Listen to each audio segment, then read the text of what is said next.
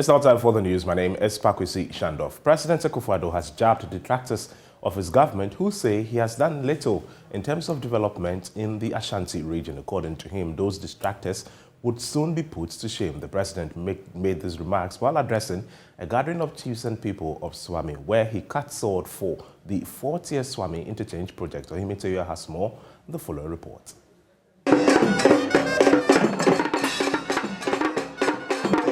There was fanfare as residents danced to brass band music to welcome this day. They have every reason to be happy after waiting 3 years for takeoff of a project which appeared in government's annual budget 3 times.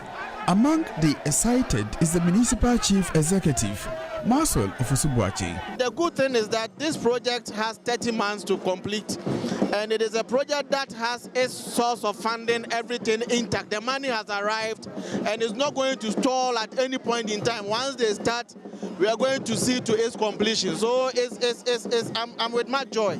If I'm to say that, I'm very happy, and the entire municipality is grateful to the president. The 4th Swami interchange is the latest addition to the road infrastructure in the Ashanti region.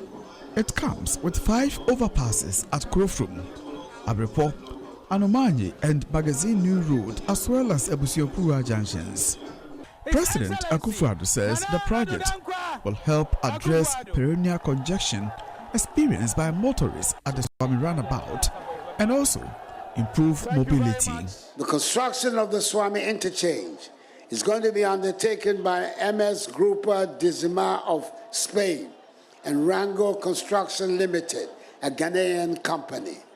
The complementary road component will be undertaken wholly by the Ghanaian firm Rango Construction Company Limited, with supervision of the entire project being the responsibility of the Ministry of Roads and Highways through the Department of Urban Roads.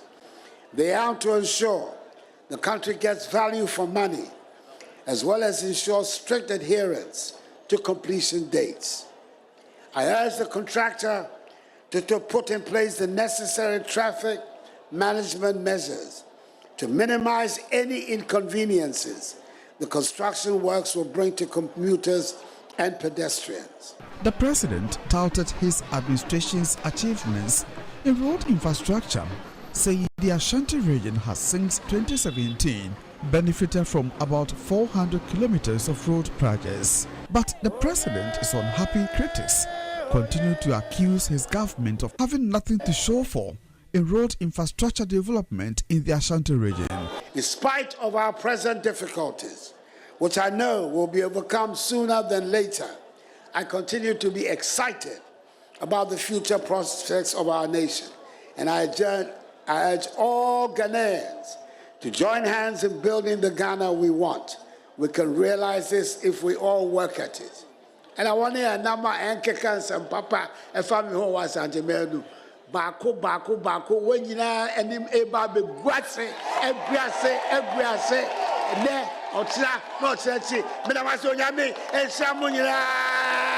I am privileged to be the sector minister for President Akakpo. Roads Minister Kwesi Amoakwata had earlier stated the Ashanti region, deemed the electoral World Bank of the new patriotic party, has benefited immensely from road infrastructure development. Aya na ye tin sembi kakra wo Kumasi. Enkrofo nam na won kika. Enkrofo nam na won kika. People who don't know what they are talking about. Say Kumasi, President Akakpo aban enye road sector. So some of us ye tia na yatu ya boasi. It says udi nipa boni ni achia wanhwe ya ubeka ni yanka. I am privileged to be the sector minister for President Akakpo. All the 16 regions are Yawawa Ghana. President Akakpo or ye akwanwo babia. The Swami interchange is expected to be completed in 30 months. From Kumasi, for JoyNews, Ohimiteyo reporting.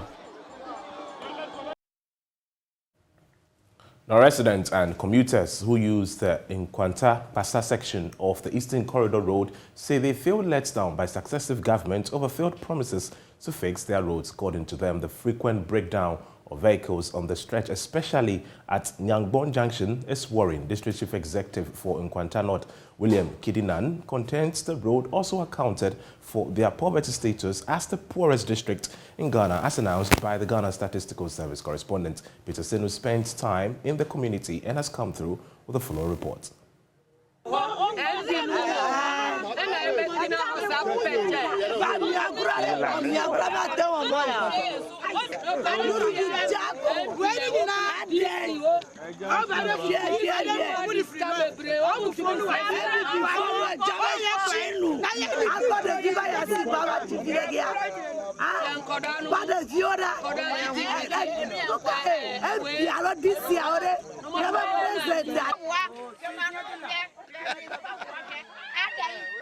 Debia ye ko joma na ya beka ha enti esra ben se won be boy na ebre debia ye ko joma ha na be ba beda ye ko joma ye beda ha ya se firi joma so na ya beda ha enti esra ben se won boy na ebre ye bre pa.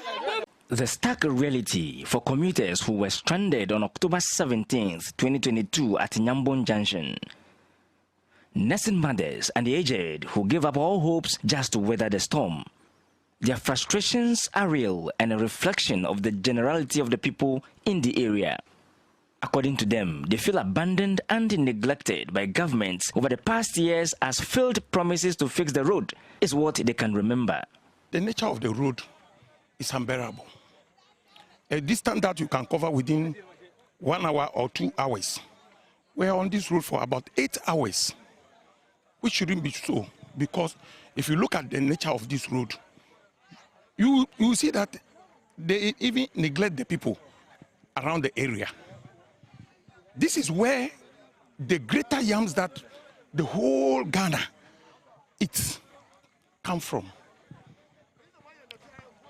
You cannot even in the whole Ghana, where do they farm yam more than Paza, Domanko, Bimbila, and so on?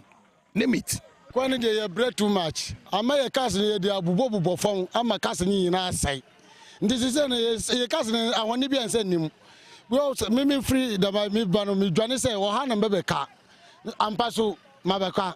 Say a panjas in a tiono, a bimu call tatali, a bimu call tamali.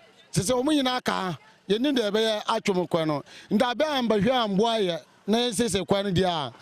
I'm fast a papa and my. Metimi sorry free fie say me krami kunni me kwa say me kwa gabute ya kwa da ho ma adichi nso yetimi beda ha beda mensa na no bi ya da da mensa a me nya ndru fie an and there be na ndru ada yesa kwa sa na ya ka betimo wa ha driver no obre e wokita ntope no ya to na ya pia na ya ebi na ya saba ye ni mo abehia se ska we am free a enya ade a say ebesa ndru fie se me kunu ni nya bemba papa obejun so hwa me bo adwoman po wo na chi betimi agudwa na ama me say wo kwadwa da mensa da nan denti na wa beka kwan so wonti ase nti ye hia mboa. The news team also had its share of the deplorable nature of the road as we spent about an hour on our way into Kwaza and over 4 hours on our way back as this vehicle got stuck. We had to drive through the community upon pleading for some minutes. Drivers who could not wait had to drive through the community, but at a cost.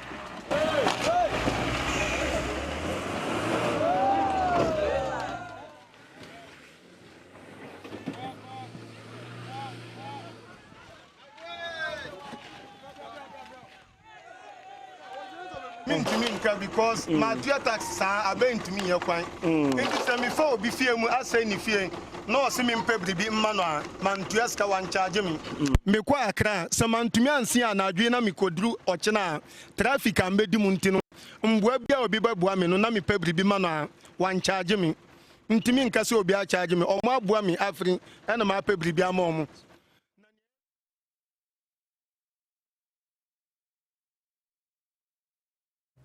Now, away from that, the Council of States could not address the concerns and demands of the Ghana Union of Traders Association, GUTA, after a meeting in Accra on Tuesday to prevent them from from closing their shops. Addressing the media after hours of deliberations, the traders announced that trading mainly in the Central Business District will halt from today, Wednesday, October 19 to Monday, 24th of October. This is to protest the increasing cost of doing business as well as the hike in taxes. Samuel Kojobrace has the rest of the details.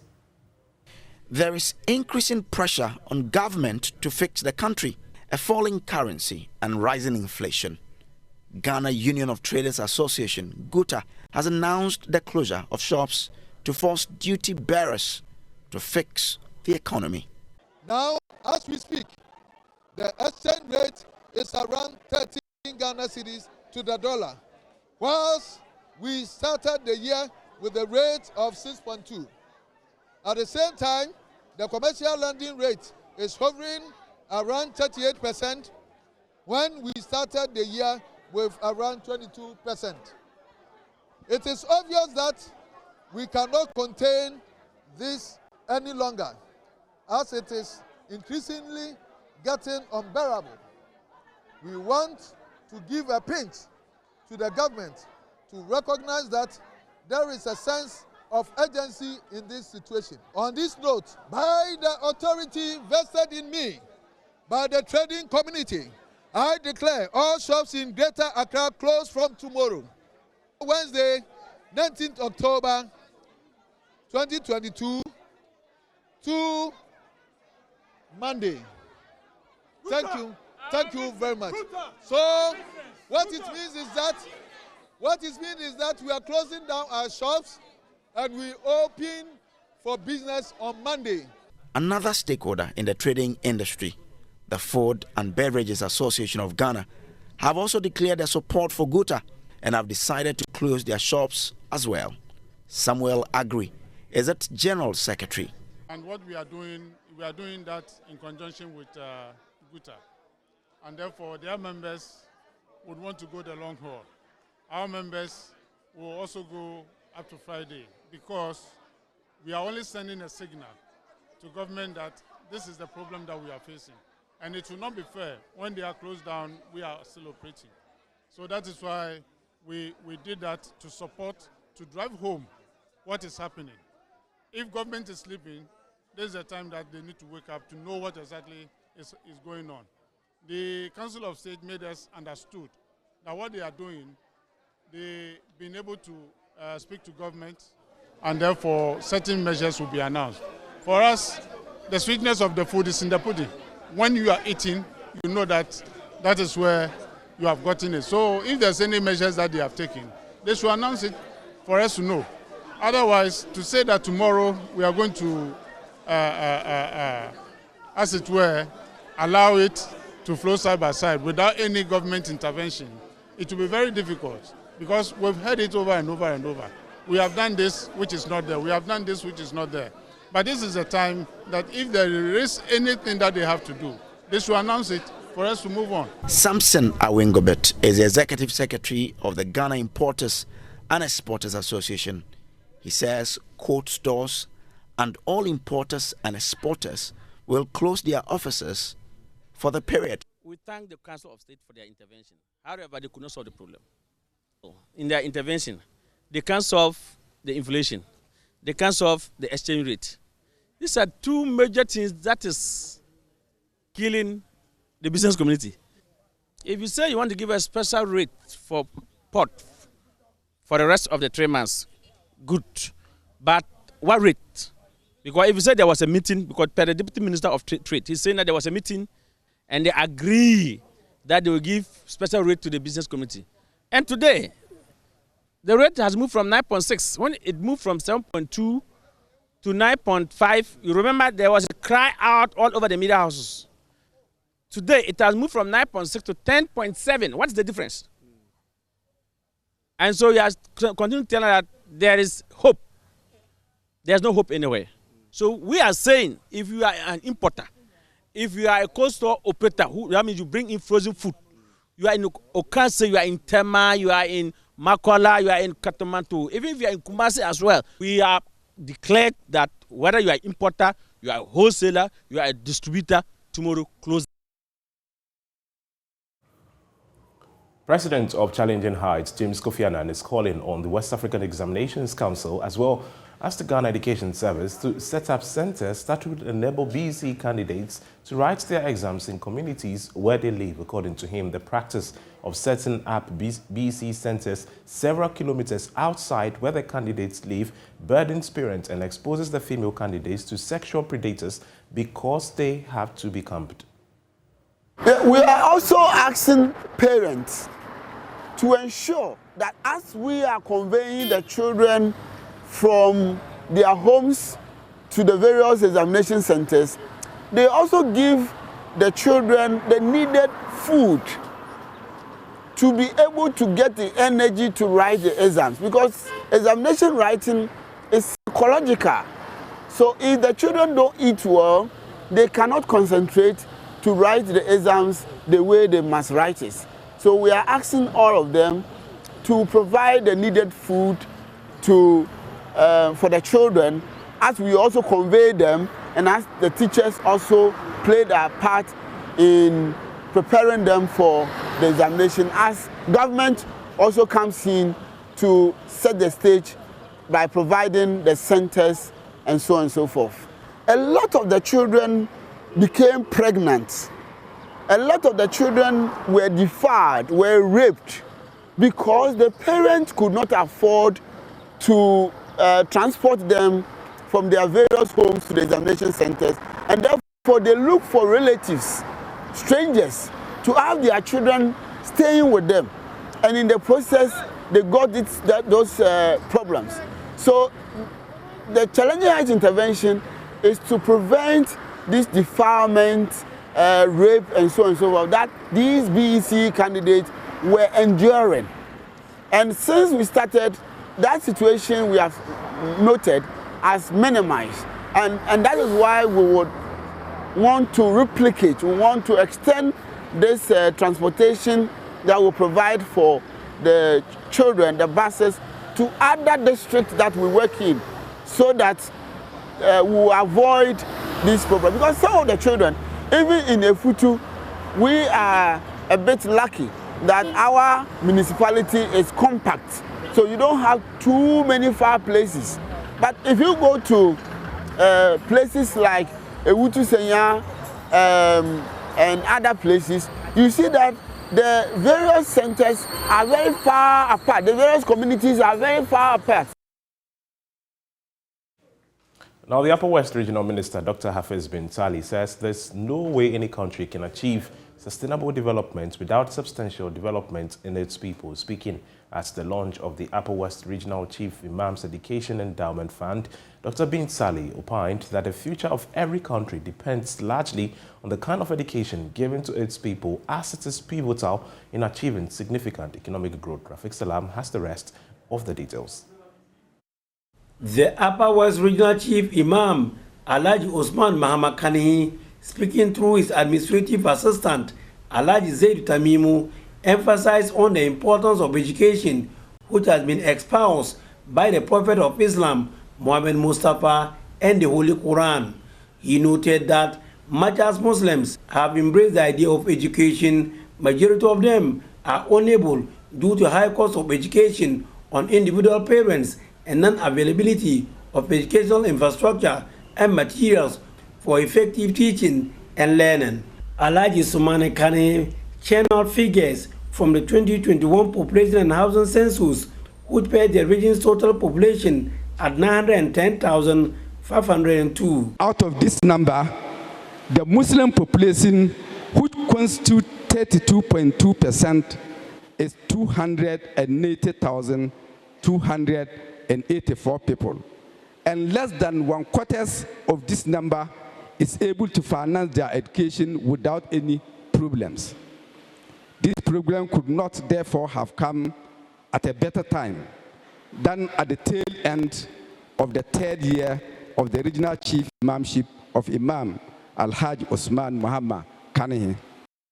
Upper West Regional Minister Dr. Hafiz bin Sali averred that there is no way any country can achieve sustainable development without substantial development in its people.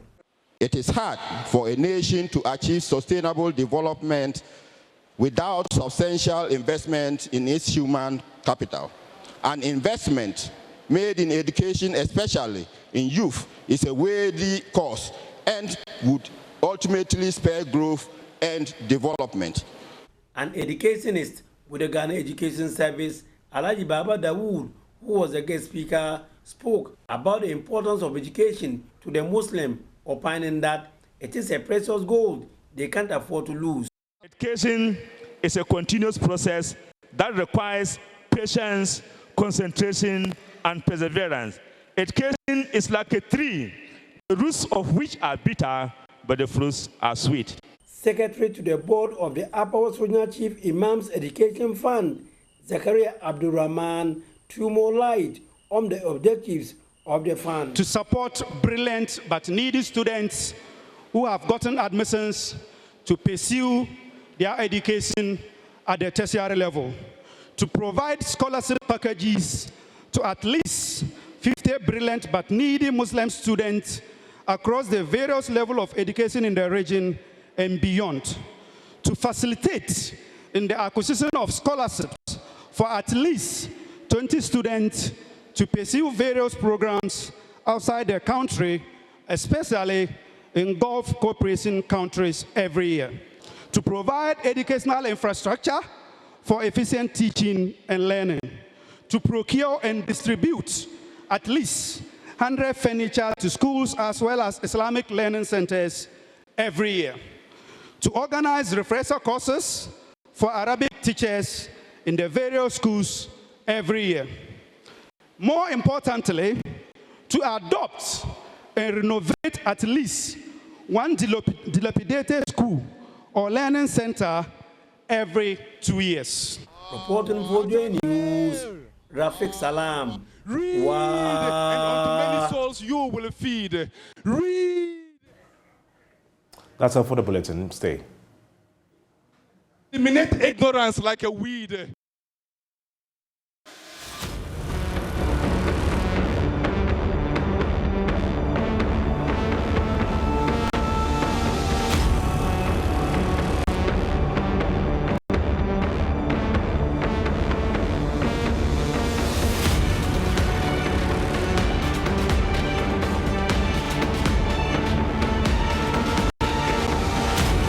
Another beautiful morning is here. Time now for us to get into the papers wherever you are. Thank you for making the time. We're joined by political scientist, director for the Center for European Studies at the University of Ghana, Dr. Kwame Asah-Asante. He joins us as we get into the papers. Doc, good morning to you.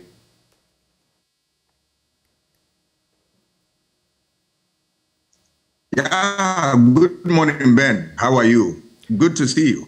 I am well. Good to see you too. I can spy you from the corner of my eye. It's another Wednesday, and yes. I see you are decked in some beautiful butter curry in the background. Yes. Yeah. As always. As always. As always. Well, we're getting into the papers, but before we do so, I'm sure you've taken stock of the latest price hikes when it comes to fuel. We're also deliberating on Guta closing down shops, not just for exorbitant taxes, but for other matters of financial scope, we should put it. And that's a matter where we discussed yesterday. We went to the Central Business District. We'll be there today as well to gauge the mood of, how things are going. And so I'd like to take your thoughts on those two matters. Fuel price hikes and traders saying they are downing their tools and shutting their shops. Fuel prices, yes, very worrying. Why am I saying that? You and I know that it is everything. When prices of fuel go up, then it affects every item that we deal with. And that is worrying because up to date, we are not able to stabilize the CD. And so we get increment with amazing rapidity. And that affects goods and services and then trade in general. If you look at the traders, their concerns are genuine. They are worried about realities of the time, exchange rates and whatnot. They are talking about taxation, a host of other things. You realize that we are in very hard economic times. All that there is to it is that we need a government that is sober, that will reflect, that is prepared to accommodate on board every important issue so that they take important decisions that will address these problems. I have said it and I'll repeat here one more time, that if you look at the situation we find ourselves, it is not peculiar to Ghana, but that others have, in spite of all these challenges, have walked the talk, have been able to address some of these problems, and they are putting their economy in shape. We are doing something different. And what I see from where I sit is that government appears to be clueless. And what is more is that government is not receptive to ideas that will change the situation we find ourselves. And that is my worry. As we speak, though, inflation per the Ghana Statistical Service for the month of September stands at 37.2%. And now, to make matters even worse, exacerbating our situation, we have the currency, our currency, the Ghana cedi, which now has slumped to become the world's worst currency. This year alone, it has slumped, according to some, over 60%. I think last Monday, or is it this Monday, it lost 3% in value, just day on day. And you can imagine if you have to transact in foreign currency, hard currency, the euro, the dollar, the pound sterling, even the Swiss franc and others, it's going to be turmoil day upon day. Yesterday, I was interacting with a friend in the UK who's coming into town, and there's something I need. And trust me, when I did the calculation of what I have to pay, it's not easy, but it is what it is. It is what it is. Let's get into the Daily Graphic newspaper now. Guta closes shops. There's also Swami interchange project begins. And there's hundreds of buildings to go down. That's talk about a decisive action on encroachment at Sakumono Ramsar site today. Regional Minister Henry Quartey says so. On the back page, FIFA declares Qatar ready to host World Cup. Let's take a look at some of those stories, starting from that decisive action that is being spoken of. So hundreds of buildings within the Sakumono Ramsar site in Tema. So I think this is the Sakumono Ramsar site in the Tema area will go down today in a demolition exercise meant to free the site of encroachment. The exercise will be carried out by the National Security in collaboration with the Ministry of Lands and Natural Resources and the Greater Accra Regional Security Council within the buffer zone of the Ramsar site in accordance with Section 97 of the Local Governance Act. The Greater Accra Regional Minister Henry Quartey, who made this known yesterday, said the demolition exercise was part of an ongoing exercise to reclaim encroached state lands and also protect Ramsar sites from destruction. He said this at the Crunch stakeholders meeting ahead of the demolition exercise. The meeting was meant to court the support of traditional authorities from the Tema and the Nungwa traditional councils for the exercise. Quick reactions to this? We have heard this time and again, and I'm getting tired about this. So many buildings will go down and all that. Institutions are not working, because if institutions are working, how can you build without a permit? And where are the authorities, those in power, those who control us? Did they see them build? Or it just one day they woke up to see that buildings have sprung up? Is that the case? Is somebody doing his work, for which reason he is able to draw salary at the end of the month? Institutions are down. All right. So you will tell me that, yes, buildings will go down. Tomorrow, a new set of buildings will spring up. All right. What happens to what planning? How is the permit processes? How do we acquire permits? Are we handling that properly? That is a function of all that we are seeing. So the noise about buildings will go down and all that, I heard it time and again. If we want to do a good job, we'll start from what? Permit acquisition, the processes, monitoring system, that you have the assembly that goes around all the time to check who is building and do you have permit and all that. People don't go there and then do all manner of funny things and then only come to pretend that they are just seeing buildings springing up. They've seen them, some of them have compromised their position and all that, and that's where we are. But see, there's a bigger cost to this when we begin to experience flood, as we are experiencing in recent times, due to climate change and some of these activities. So if you don't want to build this state, let's wait. A time will come, you and I will run away from our own land due to our own activities that undermine the very ecosystem that God has given to us. Let's get into some other stories, and we also have Guta closes shops. That story is on page 20 of the Daily Graphic newspaper. And members of the Ghana Union of Traders Association, Guta in Accra, will from today, October the 19th to Monday, October the 24th, close down their shops to highlight the challenges of their businesses. The move is also to protest against rising inflation, depreciation of the Ghana cedi, and the high lending rates due to an increase in the policy rate by the Bank of Ghana. The president of Guta, Dr. Joseph Obeng, made the declaration yesterday at the forecourt of the Ghana International Conference Center in Accra after a meeting with the Council of State. The action by Guta Accra follows a similar action undertaken last week by members of Guta in Kumasi. Guta last August threatened to close their shops, but rescinded its plan following a meeting with the Council of State. Now, one of the outcomes of that meeting was the formation of a joint committee of Guta and the Council of State to lead negotiations with the government and come up with recommendations. But after its initial meeting, the negotiation process was put on hold, leaving the association to its fate. I already made mention of that situation, which is pretty dicey. As I mentioned, the cedi itself is also slumping, has slumped to the point of becoming the worst performer globally.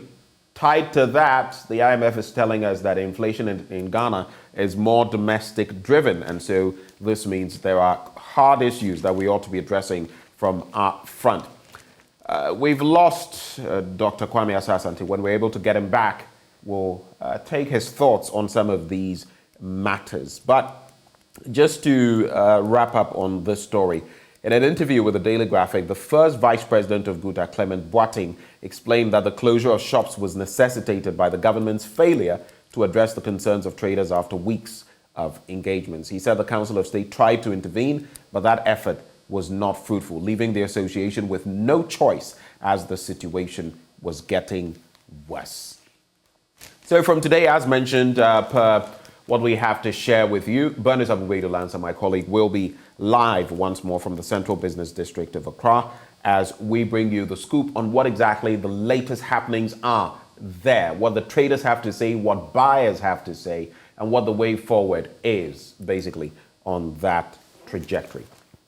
Let's check out this other story on page 16 of the paper. Let's quickly get there. And Swami interchange project begins. You know why this is topical? Because a few months ago, there was that incident where the member of parliament, who also is the majority leader in parliament, was pelted with sachets of pure water and all of that. Well, President Nana Addo has cut the sod for the construction of a 40-year interchange at Swami in Kumasi with a declaration that the government is working assiduously to improve urban mobility in the city and in the Ashanti region at large. He said statements within certain circles that the Ashanti region had been starved of development projects were untrue.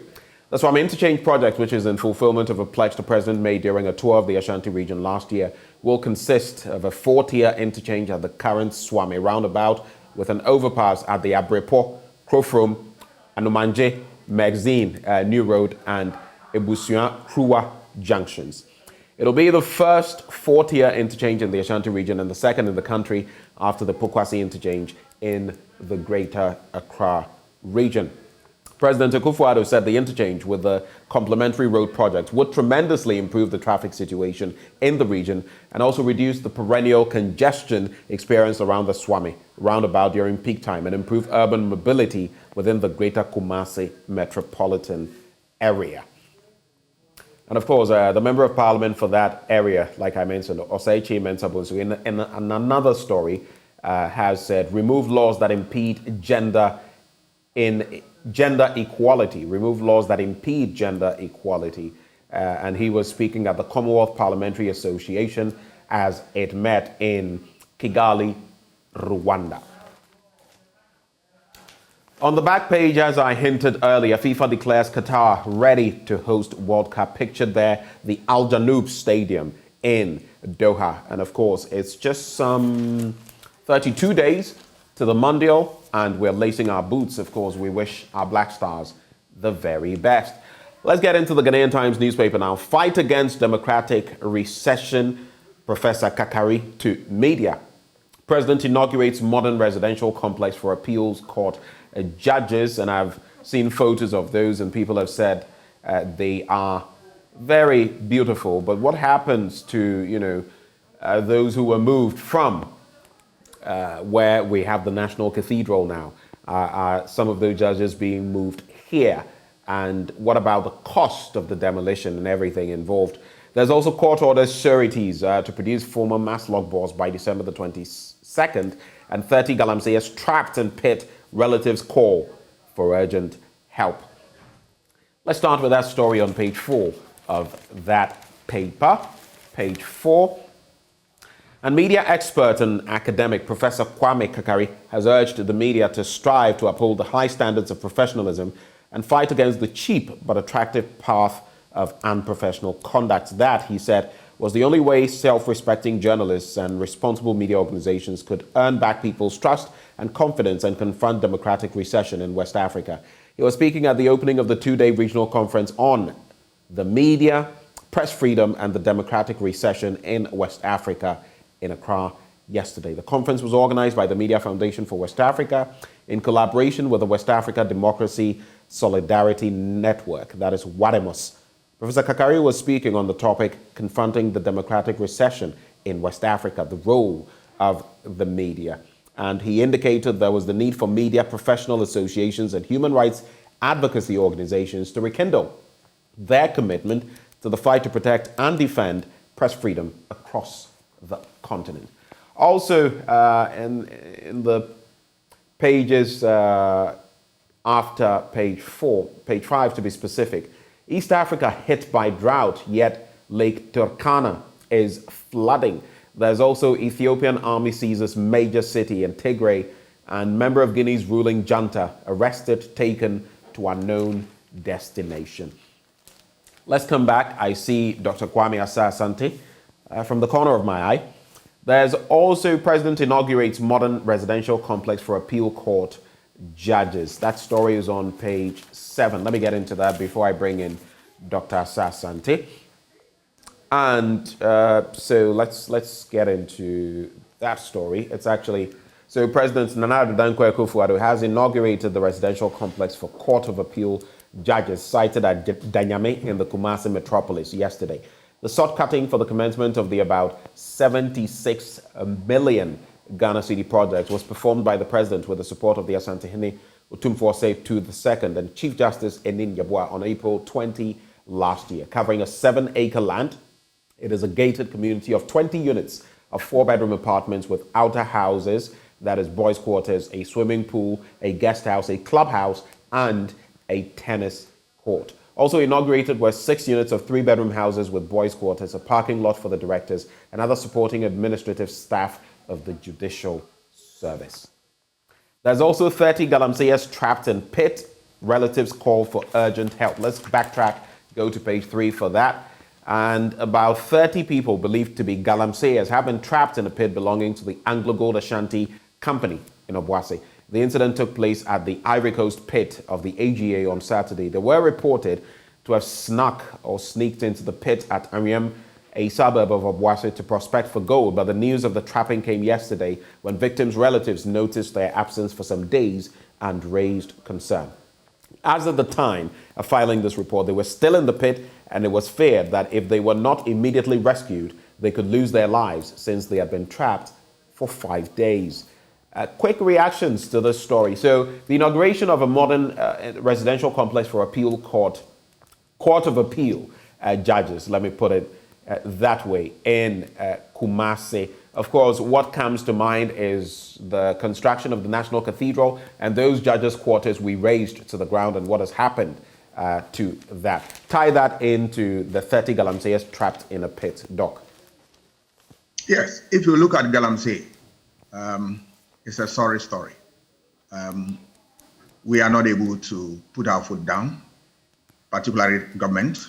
Government has rules and regulations regulating the conduct of people in this field, and government is turning a blind eye to this, and yet turning around to pretend as if it's fighting Galamsey. You can't deceive anything or anybody. The reality will dawn on all of us one day when after we have destroyed our environment, where we have no water, where we have flooding, taking place all the time, where we have loss of lives as a result of some of these things. That is where we'll begin to plan and plan properly. But we want to caution the MPP government that, you see, in governance, there are two issues. It's a contest of ideas and referendum of your work. We want to see the legacy that they will leave. Is it a legacy that they want to bequeath to this country? Having this, you look on for all the water bodies of this country to be destroyed. When we had colonial rule for a long time, where the British man gold, our chiefs man gold, but they kept our water bodies intact. We are destroying it at this time, and the government look unconcerned. Well, that is for them to advise. They either take it or not. But the day will come that this will become part of the raw materials for campaign messages. They must look at that. And then the issue of the other one you said, if you could draw my attention to that. So the Galamsey, there was Galamsey, and there was the bit about the judges' quarters. Yeah, the judges, yes. It's good that we are strengthening the frontiers of our judiciary. It's a good thing. We are getting competent people to occupy the bench to deliver justice. It's, a very heartwarming news, and that for democracy to survive, we need a judiciary to be strong. And I hope and pray that we'll be able to support the judiciary to have all these facilities so that they can dispense justice in no time, and then with the utmost efficiency. Well, Doc, let's get into some other stories now. There's the Daily Guide. We don't support Galamsey, Johnson Esiedu Nketia, that story on page 6. Of course, Johnson Esiedu Nketia taking on the Daily Guide newspaper for the story they published yesterday and the purported comments on Galamsey and other related matters. Well, today on page 6, there's another story. Supreme Court not being packed, that's according to a nominee. Produce ex-Maslock boss, court orders Alex Mould, and there's Nana Katsort for 40 Swami interchange. We've already spoken about that. But let's go to page 6 first.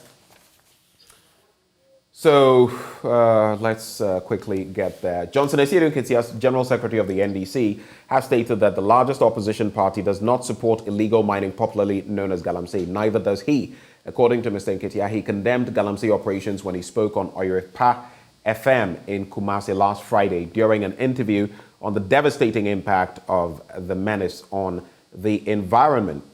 In a letter to the Daily Guide yesterday, which is the letter I was referring to, he clarified during the radio program the preparedness of the NDC to institute sustaining mining practices should it be elected into power in 2024. The NDC chief scribe had stated that his party would not stop mining, adding that no government could stop mining in Ghana except to employ appropriate measures to guide how the country's mineral resources could be extracted. So that brings me to that statement that was put out. It's from Susineri attorneys, and it's addressed to the Daily Guide newspaper, asking for a retraction and apology of that headline story of the Daily Guide newspaper of Tuesday, 18th October 2022, which is yesterday. Let's get into some other stories at page 3 now. And produce ex-Maslock boss. And an Accra High Court has given former Chief Executive Officer of the Ghana National Petroleum Corporation, Alex Mould, and Gavivina Tamaklo 101 days to produce former Chief Executive Officer of Microfinance and Small Loan Center, Maslock, Sedina Ationu Tamaklo, to stand trial.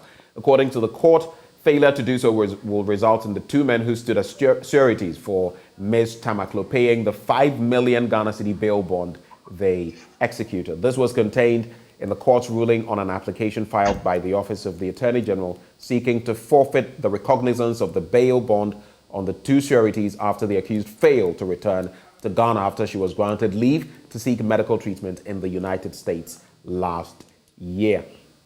So those two stories. Any reactions? The Maslow boss has failed to appear in court, and of course there is that situation to do with the Daily Guide, which now will have to retract and apologize for that story. But the clarity there, or the clarification that the NDC is willing to tackle Galamsey. Quick reactions? Yeah, Maslow story, you know my position. It's before court. Let the court handle that. Let's go for the Asirin Ketia's statement. If you look at it, we always, want to support activities, economic activities of people in this country. But the rules governing such conduct is where we shy away from. I am happy to hear that the NDC doesn't support, Galamsey, and I'm not sure any political party will support this. What is missing is how we enforce the rules and how we engage stakeholders to help us to address this problem. I'm saying this because if you look at the School of Mines, they have a lot to share in this perspective. Are we engaging them? There are some scholars who have studied this area and they are adequately informed about the way out. Are we making the best use of them? For me, that is what is worrying in this country. We have a lot of resources, yet we are poor in terms of what? Resources. Why? It's a paradox that I don't know when we are going to deal with that. The earlier we handle this properly, the better for all of us. I want you to share your thoughts on this very important story because the judiciary, like we keep saying, is the bastion of our democracy. And you know about the latest vettings that have been going on in respect of justices of the Supreme Court. So a Supreme Court nominee, Justice Barbara Francis Akayensu, has dismissed suggestions that the government is packing the Apex Court to shift the balance in a particular direction. The opposition, NDC, has been leading the charge accusing the Akufo-Addo administration of deliberately increasing the number of justices in the Supreme Court in an attempt to change the ideological makeup of the court. When Justice Barbara Akayensu, one of the 4 judges nominated by the president, that is by President Akufo-Addo, for appointment to the Supreme Court, appeared before the Appointments Committee of Parliament yesterday, the NDC MP for Wilson North, James Agalga, brought the issue to the fore, and he posed the question: do you think your approval will feed into that perception that this committee is aiding the packing of the court by the appointing authority for that same reason? But this was her response. With all due respect, I think that this is a misconception. For a start, it is not a fact that there are going to be 18 members of the Supreme Court should you graciously confirm my nomination. As a matter of practice, generally speaking, nominations to the Supreme Court are made when there are vacancies, when some of the Supreme Court judges are going on retirement. And as we are speaking here, there are a number of them that have gone on retirement, thus creating vacancies, and hence my nomination. So I cannot agree, with all due respect, what you have just said about the Supreme Court being packed. But we also know, let's get past all the sentiments and all of that. Even in the United States, we know that when certain appointments are made, you see the landmark case of Roe versus Wade and how the recent conservativeness of the court has led to an overturning of that landmark case. So in this instance, in some instances, it's even been put out that these people did this or that for the ruling administration. They were at the forefront of this and that, and they have been given nominations. How do we deal with this situation to prevent Party A today from saying, oh, Party B is stuffing, the courts, to prevent Party B in future from saying Party A is stuffing the courts? This is an ideological problem. What do we do? The simple way out is to use the American experience. What is the case in America? They have 9 judges who sit at a goal, all right? What is it that Ghana has seen that we Americans have not seen? What is it that Ghana has in terms of resources that the U.S. doesn't have? That the U.S. had 9 Supreme Court judges and we have more, and still what? Adding, all right? That is where my problem is. We need to put a cap on that. Once you put a cap on that, you save yourself from the attacks that you are packing the court. You also save yourself of being accused that look, these people are in favor of one government or another and all that. And a time will come that even within the lifetime of a government, you will not have somebody who the president would appoint to serve because all of them are alive and all that. I think we can, emulate the experience of the U.S. and then make it part and parcel of what we do here. Otherwise, look, presidents will come and pack the courts. And they are not wrong because the Constitution allows them. Yes, but do you feel? I mean, of course, you can say that people should apply their conscience in this issue to avoid some of the rhetoric that we've seen. But do you feel that is happening currently? Looking at the nominees, the people who keep being nominated, do you feel that is the trajectory we are on? My position is that if that is the problem, there is a cure. There is a cure for it. The cure is that put a cap, and then we'll look at it. If the problem continues to exist, then we'll tell ourselves that that is not the way to go. But I can say without fear of contradiction that, look, when we put a cap, we'll be able to reduce some of these problems, all right? Why do we want to have more? My worry also is the fact that the financial base, all right? As you have so many at the office, no problem. Remember, you are going to pay them. And when they retire, they live on their last salary till they die with all the other perks, all right? Is the state in a position to finance this? And we seem to be we have turned blind eye on this. And this is something that is worrying me for a very long time. When I visited the U.S. Supreme Court and we were introduced to a lot of things that I asked myself, why does my country want to be in such a difficult situation? What we can do is place a cap, resource the courts, get a lot of researchers, very great lawyers to work under these Supreme Court judges, and then they will deliver. And all of them will sit at a goal, all right? That will address a lot of these problems that we are having.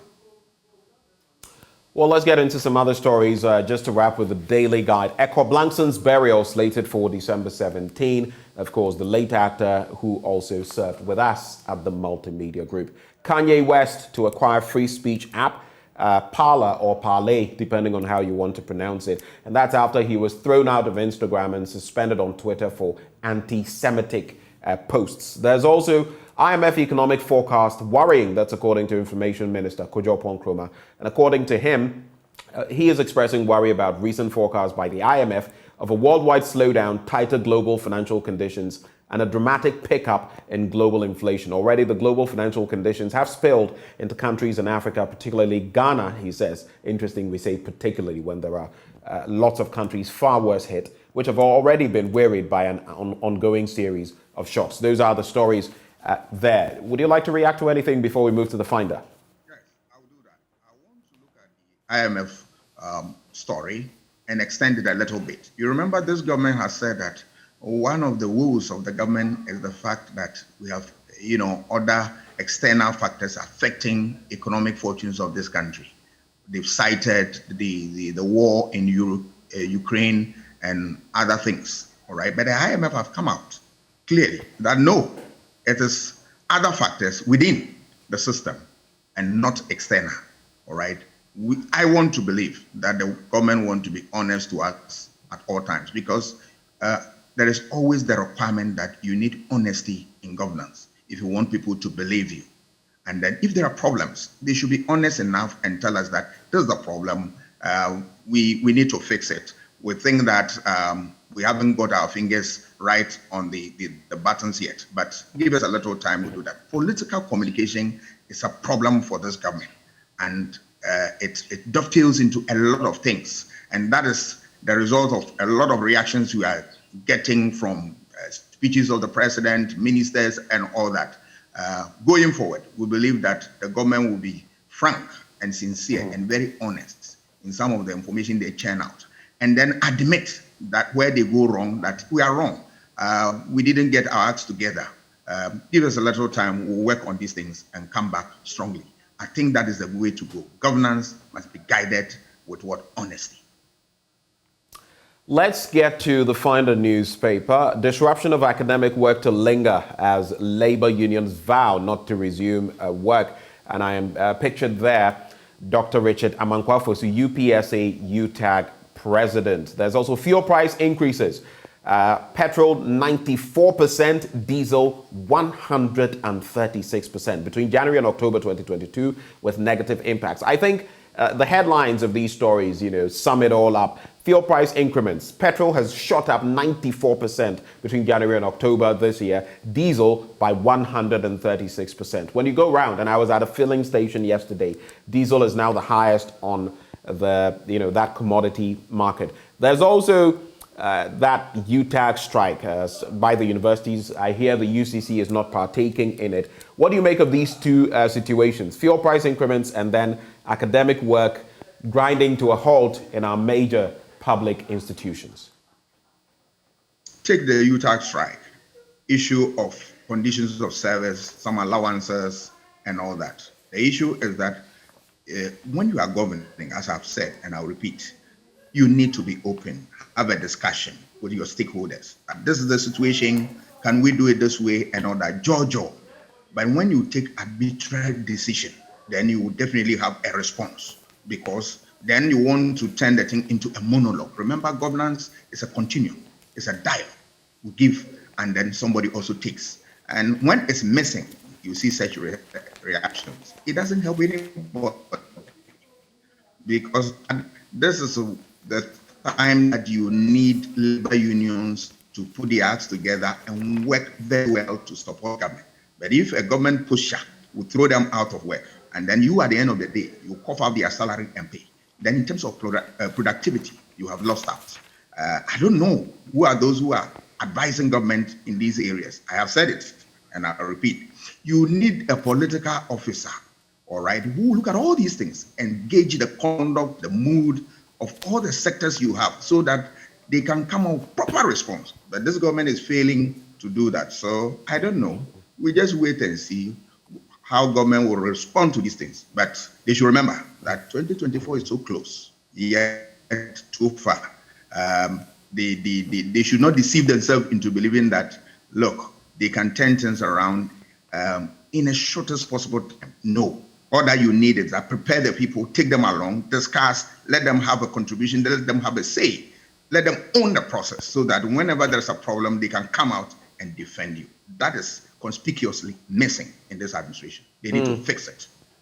Let's wrap, Doc. We have just some 30 seconds. The Chronicle newspaper, AngloGold mine pit kills 10 indigenes, chief of Ochirikrom alleges. And there's also the CD is perplexing us, Otabil says so. That story on page 3. And the founder of the International Central Gospel Church, Pastor Mensa Otabil, is urging Ghanaians to remain steadfast in the face of challenging economic hardships. He said it was about time Christians quickened the godly spirit in them to navigate what seemed to be the hopeless situation in the country.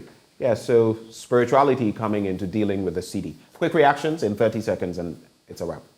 Well, the man of God has spoken, but I differ with respect. I mean, we are talking about fiscal, economic measures and all that. We are not talking about spirituality here, but I respect his view.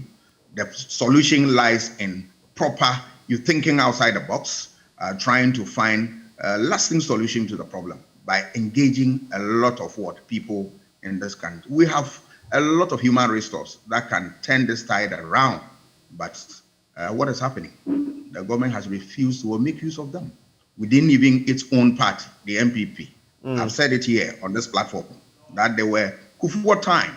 They were able to put CD to dollar. Thank God Kufuor is alive. Most of the ministers who supported his administration are alive. Why are we in need of human resource? Beyond that, there are people in this country who have studied economics, finance, accounting, and all that. If you engage them, they are prepared to support their country for us to weather the storm. Is the government ready to do that? I don't know. That's the question. Let me just acknowledge, so Fidel from Takrade Kwesi Mintim, you've been doing the watching, as well as there's Emmanuel Panda, and you've been watching from Keta in the Volta region. We're grateful for all of you who connect with us every morning. Thank you, Doc, for your time, and we wish you the best of the day and the rest of the week. Up next, we have sports right here on the AM show. Do stay with us. We'll be right back.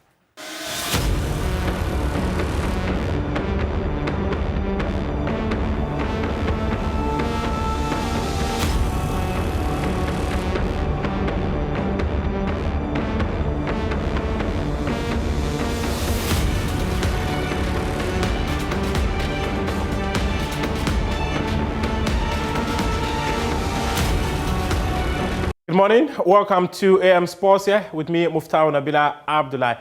A member of the Black Stars Management Committee for the African Cup of Nations 2021, Fred Papo, has described the disastrous performance of the Black Stars in the competition as a blessing in disguise. Speaking on Prime Take, which is yet to be televised, he revealed that the failure of the senior national team influenced the decision of the Ghana Football Association to augment the technical team of the Black Stars. Football, there are so many things that happen in football. So absolutely many things that happen. There are times when you can just be unlucky. Let's face it. Let's look at the AFCON 2021 matches very well, closely. Our first game was against Morocco. Was it Morocco? Morocco. We lost 1-0. We lost 1-0. We drew. Just look at the circumstances under which we considered our goal. Morocco were not really on top of us. Just cast your mind back closely. So the AFCON we are not lucky. I think we were generally not lucky in the AFCON. But we had a very good technical team. I didn't have a problem with the technical team. I think we were just not lucky. If you look at the Morocco game, the goal we conceded. Look at the game against Gabon, the goal we conceded. A throw-in that our player had kicked the ball out of fair play, expecting a reciprocal return, and quickly they decided to do otherwise before we realized it was a goal. What time could our boys use to respond? That was the equalizer. Against Comoros. That was our last key match. Within 5 or 7 minutes, our captain and lead person had been shown the red card. So we literally had to struggle with 10 persons in such a crucial game. Even then, we came back from 2 goals down. Unfortunately, they scored the 3rd goal. So there are some things that happen in football which you just have to take like that. Mind you, in 2006, AFCON, it was our worst performance before this one. Yes. What will you say to that? The interesting thing is to learn your lessons, very dispassionate lessons. You don't go looking for lessons in an emotional manner. Yes. That is the one thing you must always guard against. If you do that, you will come up with the wrong solutions for the future. The problems will escape you. I think what happened it was a blessing in disguise in Cameroon. And maybe a lot of lessons have been learned. Did you just describe a blessing in disguise? How? It was. There were interesting lessons that we learned from there, which I believe are being corrected. Look at the size of the technical team now. There are I think there are some personnel on board who were not there before. A whole lot of other different arrangements have been made. Lessons that were learned in Cameroon, which are being used to develop the team.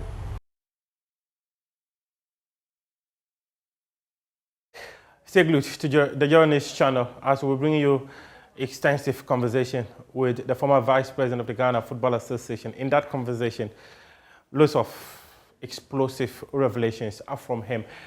A Supreme Court Justice nominee, Justice George Kingsley Comson, has called for the development of a sports policy to deal with the challenges that the sector is bedeviled with. According to him, the failure of successive governments in that regard has hampered the growth of the sector. He was speaking at his vetting in Parliament. Our biggest challenge is our inability to put in place a sports policy. You see that anytime there is a change in government, the policy changes. But if we can develop for ourselves a policy for sports, then I think whoever becomes the sports minister will be bound by that policy to ensure that it is implemented. In that way, we can make a headway. But we are fond of doing ad hoc things. That is our bane. Thank you.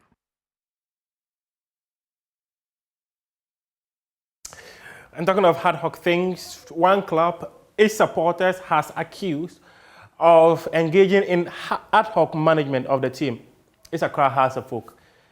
Just recently, there was an altercation between the National Supporters Chairman, Elvis Hesid Herman, and a board member, Vincent Sowa Odete, where Mr. Odoto Sowa accused him of attempting to physically assault him and also threatened to beat him up after the Club's Confederation Cup game against AS Real Bamako on Sunday. Well, Hassan Heyman has denied those allegations, and he says that at no point did he ever attempt to physically assault the board member. He spoke to my colleague Nathaniel Atto on Sports Today.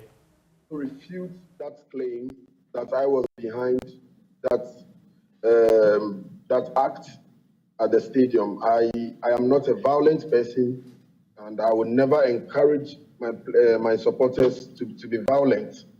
Let me also apologize to the sporting fraternity and condemn in no uncertain terms the behavior of the supporters who damaged the vehicle of Honorable Odotesoa or Mr. Odotesoa.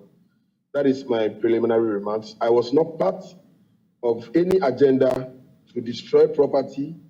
I wish to state categorically that I had no idea that something of that sort was going to happen until the first half, during the recess, when everything started coming up. So if anybody feels that I instigated it, the police can handle it. They are very capable. They can investigate me. And if I am found culpable, I can be dealt with. The police. There were some reports as well that suggested that you were arrested. Would like you to clarify that as well. You are an operative within the security services, and so normally we know that whenever there's an invitation or an arrest, it's done in a certain way. But we want you to confirm that for us. Was that what happened? Were you arrested? What exactly happened when it comes to your interaction with the police? Okay, thank you very much, Nat. I think I've had a lot of calls, and I need to clarify this. I was not arrested. I was not picked up, as it is reported on social media and other networks. I am saying it again. I was never picked up by the police, as it was being speculated since yesterday till today. What happened was that yesterday around 2 p.m., we were preparing to have our press conference when I received a call from the police that there is a report against me by Mr. Odotesoa. So if I have time, I should come. In fact, I told the police that we had a press conference at 3 p.m. And so if they could allow us to finish the press conference, I will proceed to the station. They further told me that the commander would be going for a meeting and would want to meet me before she goes for that meeting. So I respectfully, as a law-abiding citizen, I quickly asked some of my executives who, so I wasn't picked up as it was being speculated. It is the normal procedure when somebody makes a case against you. The police would have to invite you first. If you refuse to go, the police will now have to apply force. They would either come and arrest you in handcuff, or they may have to pick you up at any location of their choice. They have all the powers to exercise in that respect. In my case, the police called me. I obliged. I respected them because they were also professional. I attended to them. And I decided never to speak on this issue again because yesterday in a meeting with the police, I felt that in order to restore calm, it wouldn't be necessary for us to be talking too much in the media. But it's unfortunate that yesterday in the evening, this issue popped up again on JoyNews when I was told or informed that Mr. Odotesoa was in your studio and mentioned it, in the interview. There is increasing pressure on government to fix the country, a falling currency and rising inflation. Ghana Union of Traders Association, GUTA, has announced the closure of shops to force duty bearers to fix the economy. Now, as we speak, the exchange rate is around 13 Ghana cedis to the dollar, whilst we started the year with a rate of 6.2. At the same time, the commercial lending rate is hovering around 38% when we started the year with around 22%. It is obvious that we cannot contain this any longer, as it is increasingly getting unbearable. We want to give a pinch to the government to recognize that there is a sense of urgency in this situation. On this note, by the authority vested in me, by the trading community, I declare all shops in Greater Accra closed from tomorrow, Wednesday, 19th October 2022 to Monday. Thank you very much. So what it means is that we are closing down our shops and we open for business on Monday. Another stakeholder in the trading industry, the Food and Beverages Association of Ghana, have also declared their support for Guta and have decided to close their shops as well. Samuel Agri is its General Secretary. And what we are doing that in conjunction with Guta. And therefore, their members would want to go the long haul. Our members will also go up to Friday because we are only sending a signal to government that this is the problem that we are facing. And it will not be fair. When they are closed down, we are still operating. So that is why we did that to support, to drive home what is happening. If government is sleeping, this is the time that they need to wake up to know what exactly is going on. The Council of State made us understood that what they are doing, they've been able to speak to government, and therefore certain measures will be announced. For us, the sweetness of the food is in the pudding. When you are eating, you know that that is where you have gotten it. So if there's any measures that they have taken, they should announce it for us to know. Otherwise, to say that tomorrow we are going to, as it were, allow it to flow side by side without any government intervention, it will be very difficult because we've heard it over and over and over. We have done this, which is not there. We have done this, which is not there. But this is a time that if there is anything that they have to do, they should announce it for us to move on. Samson Awingobet is the Executive Secretary of the Ghana Importers and Exporters Association.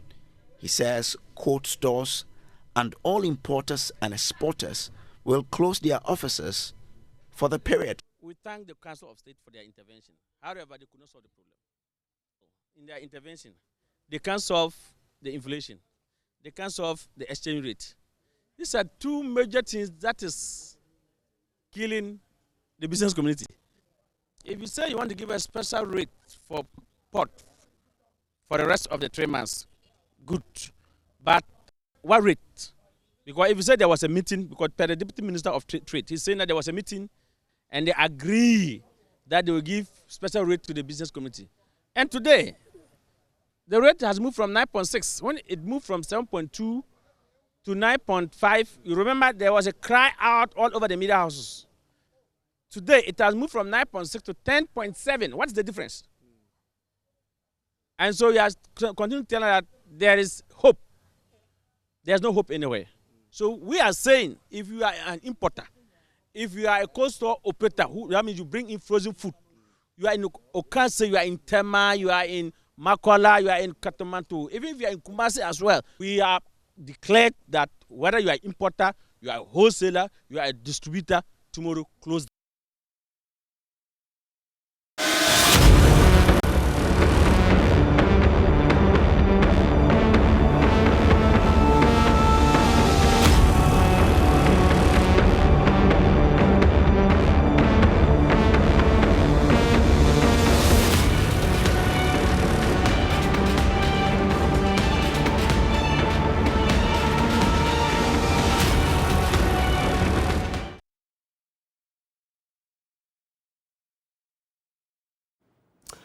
Well, that is the situation there, and we'll be bringing you the scoop live from the Central Business District of Accra. We know Guta is protesting the general economic conditions. You heard the President, Dr. Obeng, there. So it's not just about the exorbitant taxes. It's also about the economic conditions, government's policies, investment laws, among myriad other concerns they have.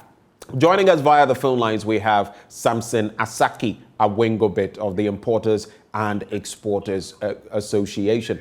Mr. Awingobet, a very good morning to you. Thank you for joining the conversation. Good morning, and thank you for having me. Great. How would you describe the current situation and which has precipitated this situation where Guta says we're shutting our shops from today? We're bringing our viewers the scoop on that, but the information we're picking up is that the shops are indeed shut. Do you think this is the right way to go? Well, let me say a very big honor to all the listeners.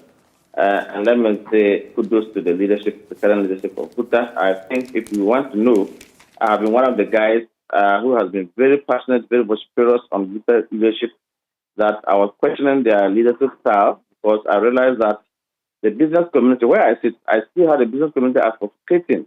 When they come to port every week and Judiciary rate kept on growing high, increasing, and people have to run helter-skelter. At the end of the day, people who end up not getting the duties end up their goods being auctioned to people who have not gone beyond the Mediterranean Sea to buy goods and bring it flying all the way to go to China and other countries to buy goods and come to this country. It's not easy, my brother. And so if one will bring the goods and cannot get the money to pay the duty, and he will be watching his goods to go on auction, it calls for suicidal. So if you can have any blame, they should blame the government for sitting there aloof and allowing this to happen. And there's no way that we will sit aloof. Business community must protect their property, their little last capital. That's their lifeline. Mr. Awingobit, if you can hear me, when you say government has sat basically arms akimbo, sitting aloof and looking on, you've also noticed that the policy rate has been changed. You've noticed that the government has gone for an IMF bailout.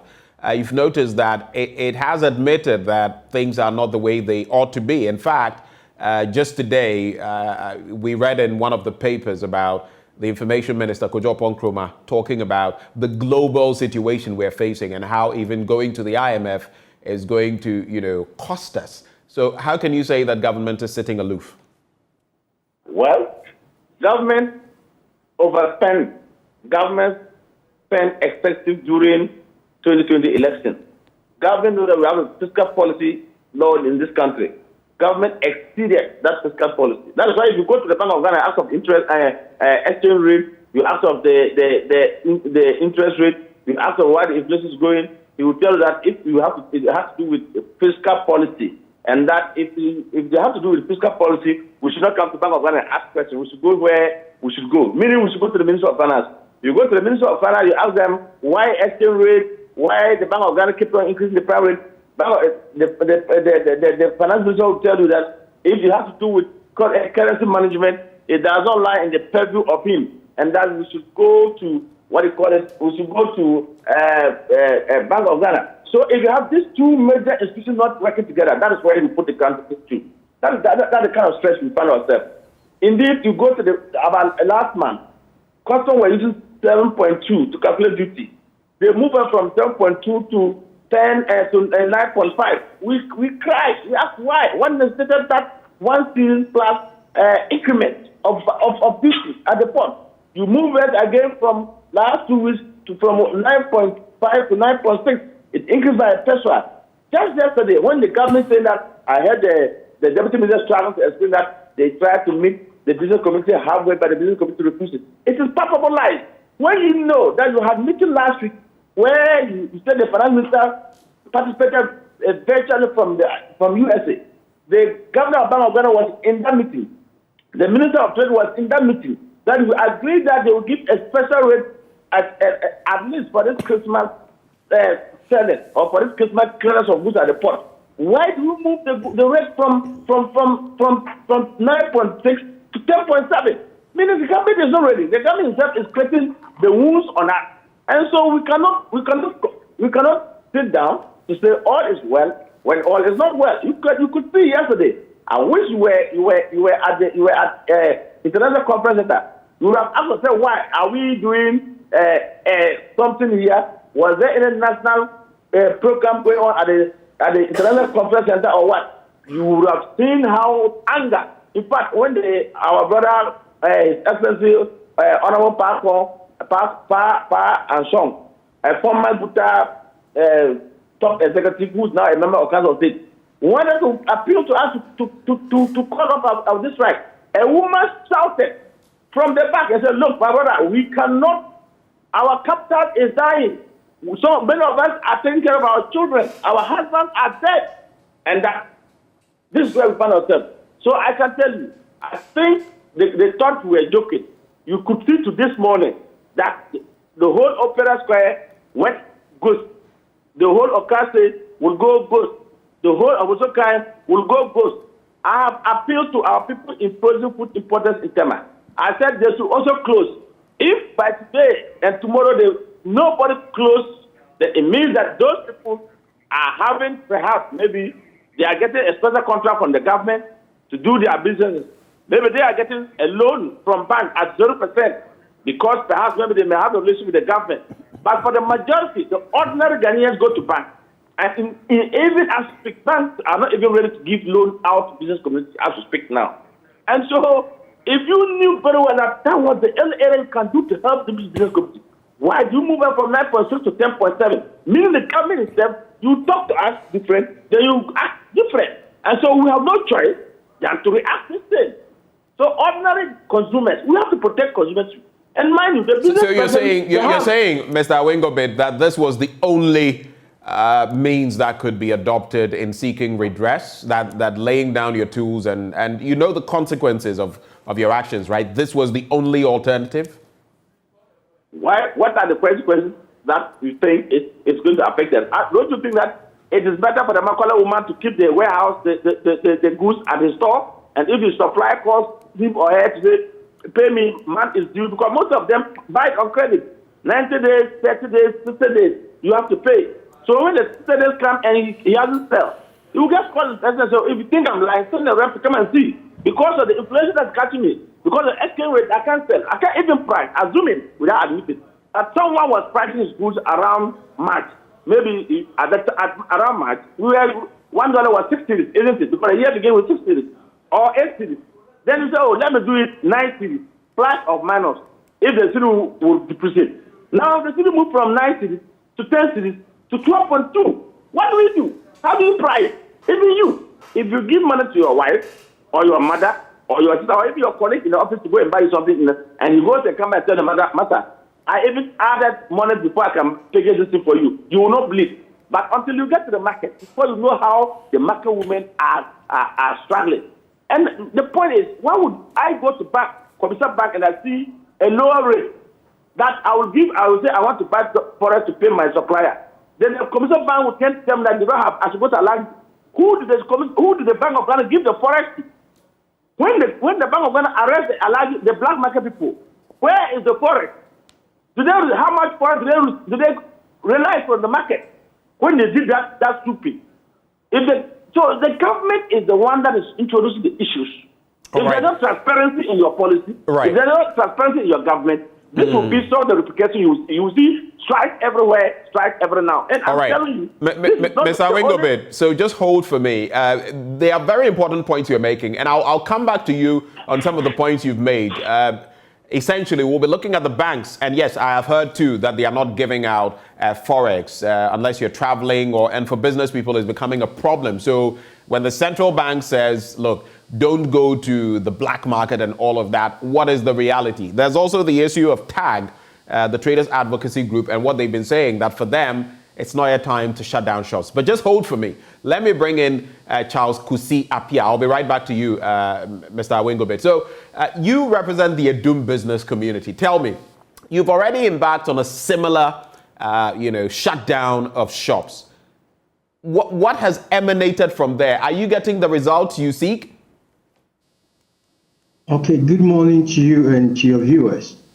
Last week, there was some interventions from Menchia, which obviously precipitated us getting back to business. When you say there was an intervention from Menchia, are you saying Otumfo had to step in? Yeah, that was Asante have to step in to talk to us, to assure us that they'll do what it takes to get us redress to the issues that we have raised. Subsequent to that, we had the invitation from the regional minister, which we met with him last Friday.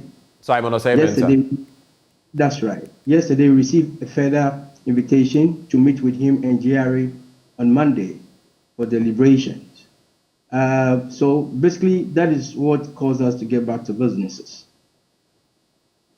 Okay, so you are back, so to speak. Definitely. We get our shops reopened on Friday.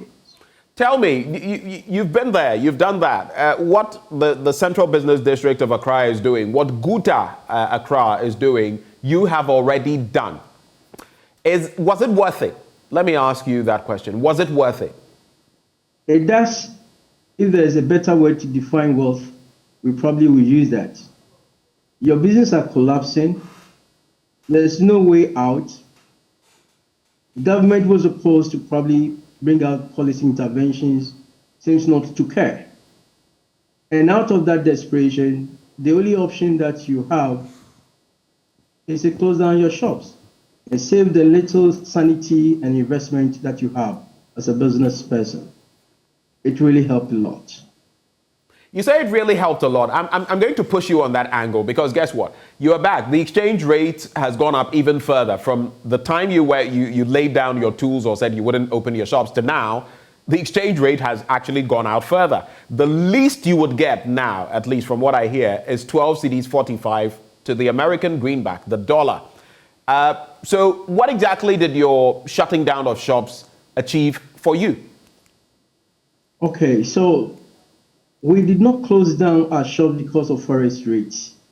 Of course, I'm just raising that because there are other underlying issues. But I'm saying, for example, you order stuff, they come into the country. Nothing has changed.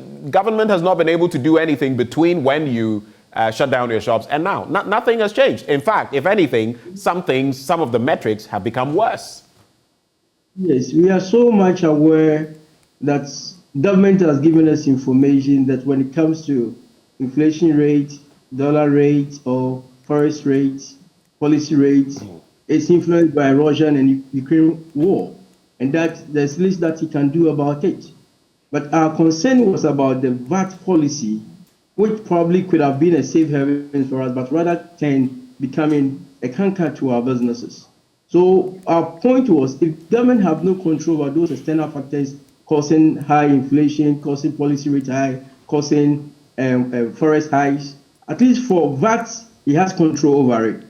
So can't you then look at what else do I have control over so I can probably push businesses to keep the economy running?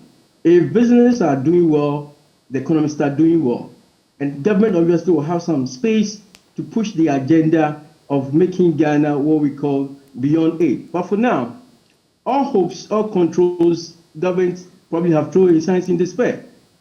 And we can also look on concern. That is why we decided to say, government, if you are probably running out of the ideas to run the economy, to save businesses, probably you could be looking at the tax policies and see how best we can protect businesses now.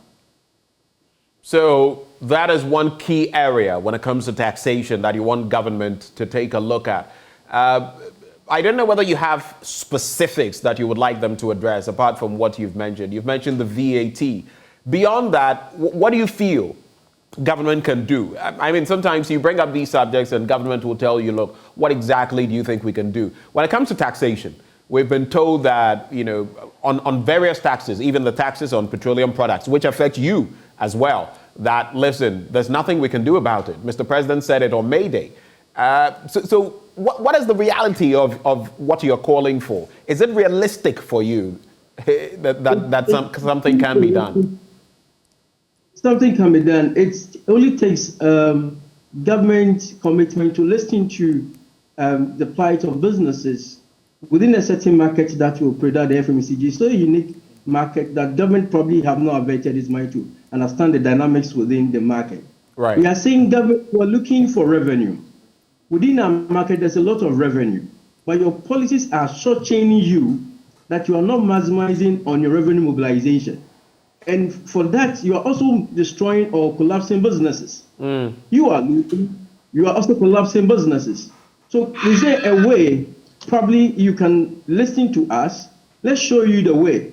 When it comes to the VAT, there's a cascading effect on businesses. And it's disincentive to those who are raised as VAT agents. And competition in the market will not allow us to even charge the VAT. So we are not paying realistic VAT, and you are losing. I see. And because you are not paying, you will come to us through GRA that you want to surcharge us. We have not charged. Then we are compelled to use our working capital to pay for VAT. In doing so, we are depleting our working capital. It will get to a time we will be totally out of business and you will not get revenue from the market again. So your approach is not sustainable. It is counterproductive. It is collapsing businesses. Can we look at a certain regime that will support you as government in maximizing your revenue whilst you protect businesses and promote the agenda of Ghana Beyond Aid? So we said that the FMCG market cannot be compared to any other market. So is it possible, instead of VAT, let's go back to the sales tax, where so what do you want? You want VAT scrapped, at least for now? But the FMCG market is not supportive. Let's go to sales tax. So just confirm, you want it scrapped for now? Exactly so within the FMCG market. Because government it's an imported policy which doesn't support the dynamics within the FMCG market. One, the full equity within the market with the introduction of VAT. With this market, we have zero rated VAT, we have 4%, we have people paying standard rate. Within the same market, how do you expect competition to be healthy? Of course, then we will push ourselves to the zero rated, so I can stay alive, so I can meet my bank payment, I can pay my staff, I can pay for rent, I can pay for supplies for my suppliers. That is what has been happening all this while. So take it off. Let's go to sales tax. Take all the revenue you want to take at the port of entry. Take all the revenues you want at manufacturing end. So when goods get to the market, there's fairness, there's equity, there's healthy, and there's total compliance. All right. So that we can pay our corporate income tax to you, we can pay our payee to you. You enjoy as government, business have their peace to operate, and the country wins. That's been our position. Right. Let me bring in some concerns and then we'll look at the way forward as far as your business community is concerned. So there's the lending rate. I'll be wrapping with you shortly, but there's the lending rate, which, as Dr. Obeng of Guta has mentioned, has moved from 22 to about 38%.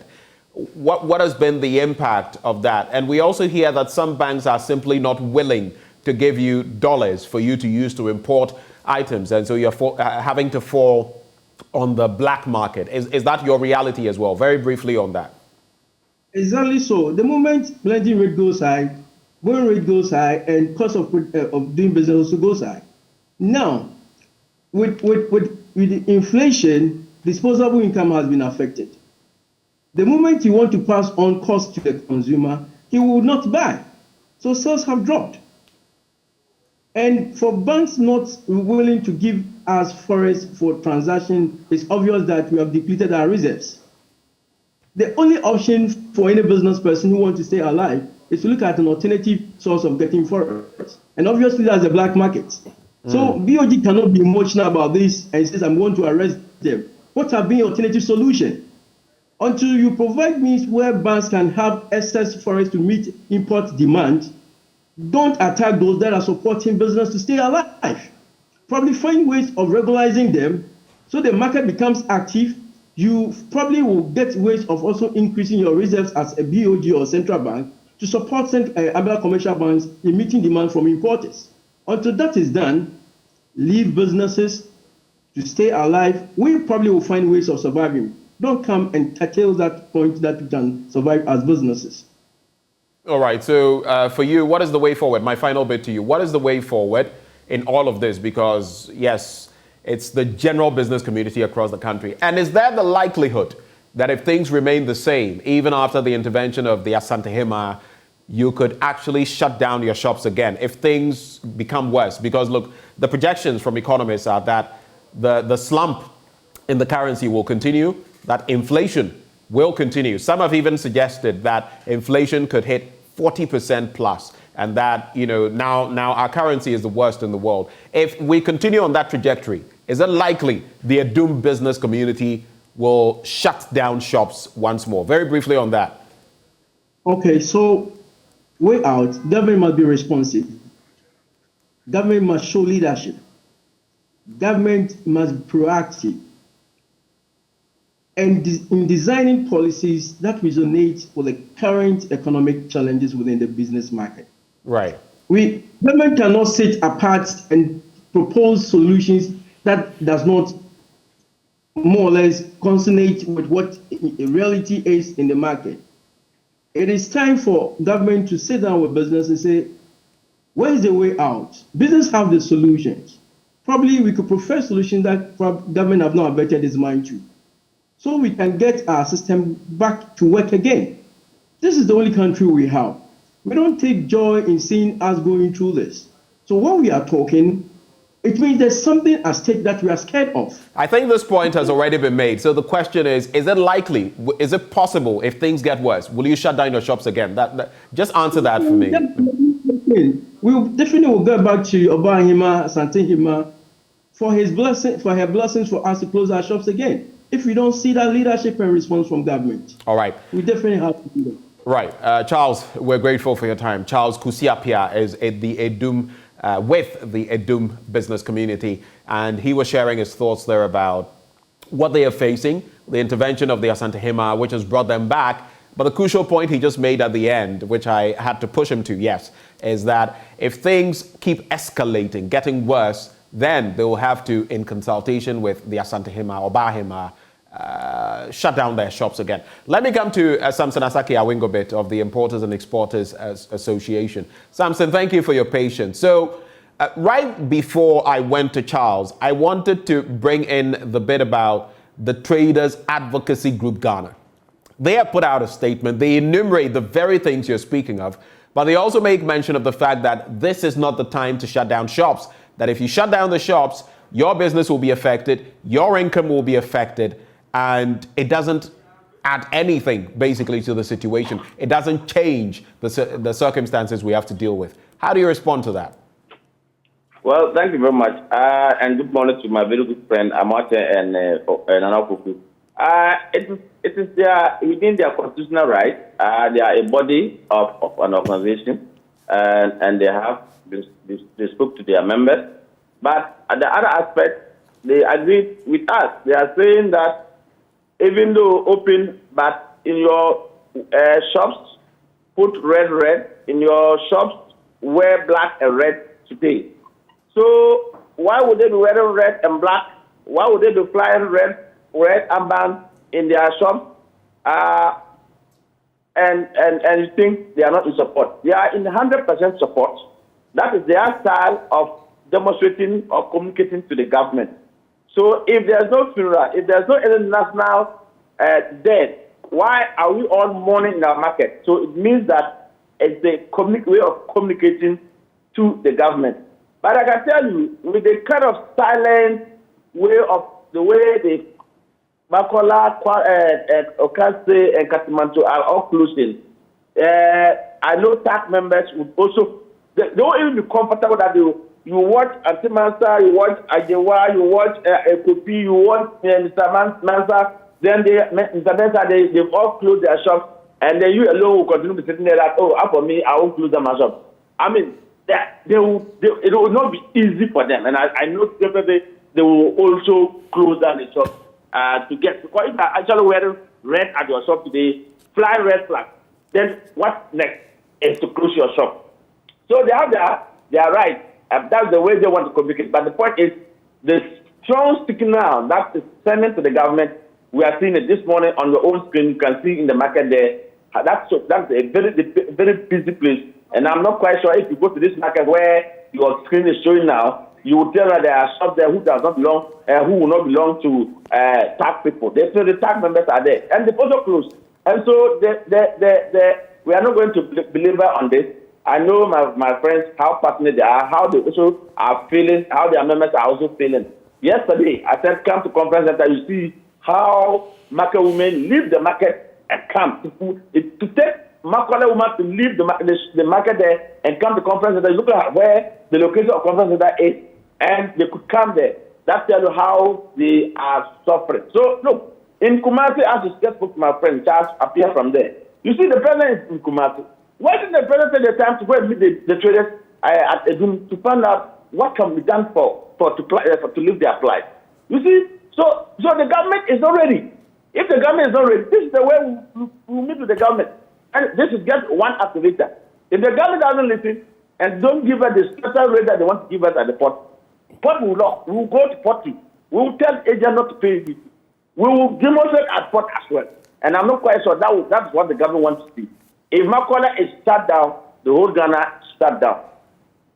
If Makola is shut down, the whole Ghana shuts down. Right before we cross over to the Central Business District, where my colleague Bernice Abubedu is standing by, just a quick one. So Charles spoke about the VAT and how it should not apply to certain businesses and all of that. What for you then? What are your proposals? Do you agree with him? And what else do you think should be done, at least to cushion those of you in the business community? Briefly, please.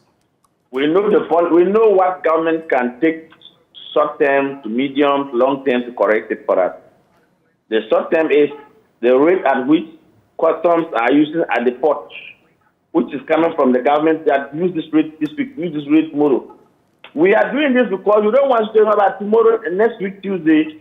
The government will up it again from 10.7 to like 20 cities. Say, okay, look, good people come. Important as well as come. We want to use 20 cities for the rest of the year, knowing that by before December, the dollar might hit 15 or 20 cities. We don't want that. So if they will do something now, they do it now for us. We don't want any increment at the port. Two, we know the government, this VAT that they're talking about, when you were talking about the FG, what do you call it? That is the confectionery importer, those who bring in food, okay, food and beverage. We were trying to say that at least government should be able to give some tax exemption on food. Because now the September statistics shows that food actually went up by 22%, food and utility tariff went up by 122%, isn't it? So medicine, we are appealing that medicine is essential commodity. Food is essential commodity. This VAT Amendment Act should exempt them so that at least they will be in position to also enjoy what is Ghanaians, ordinary Ghanaians consumers can also enjoy. So that is it, my brother. Let the government respond to that, and we'll also take it from there. Yeah, madam. Well, Mr. Awingobit, we're grateful that you took the time to engage us this morning. Can you hear me, Mr. Awingobit? All right, we appear to have lost Mr. Awingobit there. But let's cross over to Abosokai, that hub where, in fact, a lot of car parts are sold. My colleague Samuel Kojo Brace is standing by. Kojo, if you can hear me, what is the latest that you can report from that end of town where spare parts dealing is actually very active? Are they out there doing business?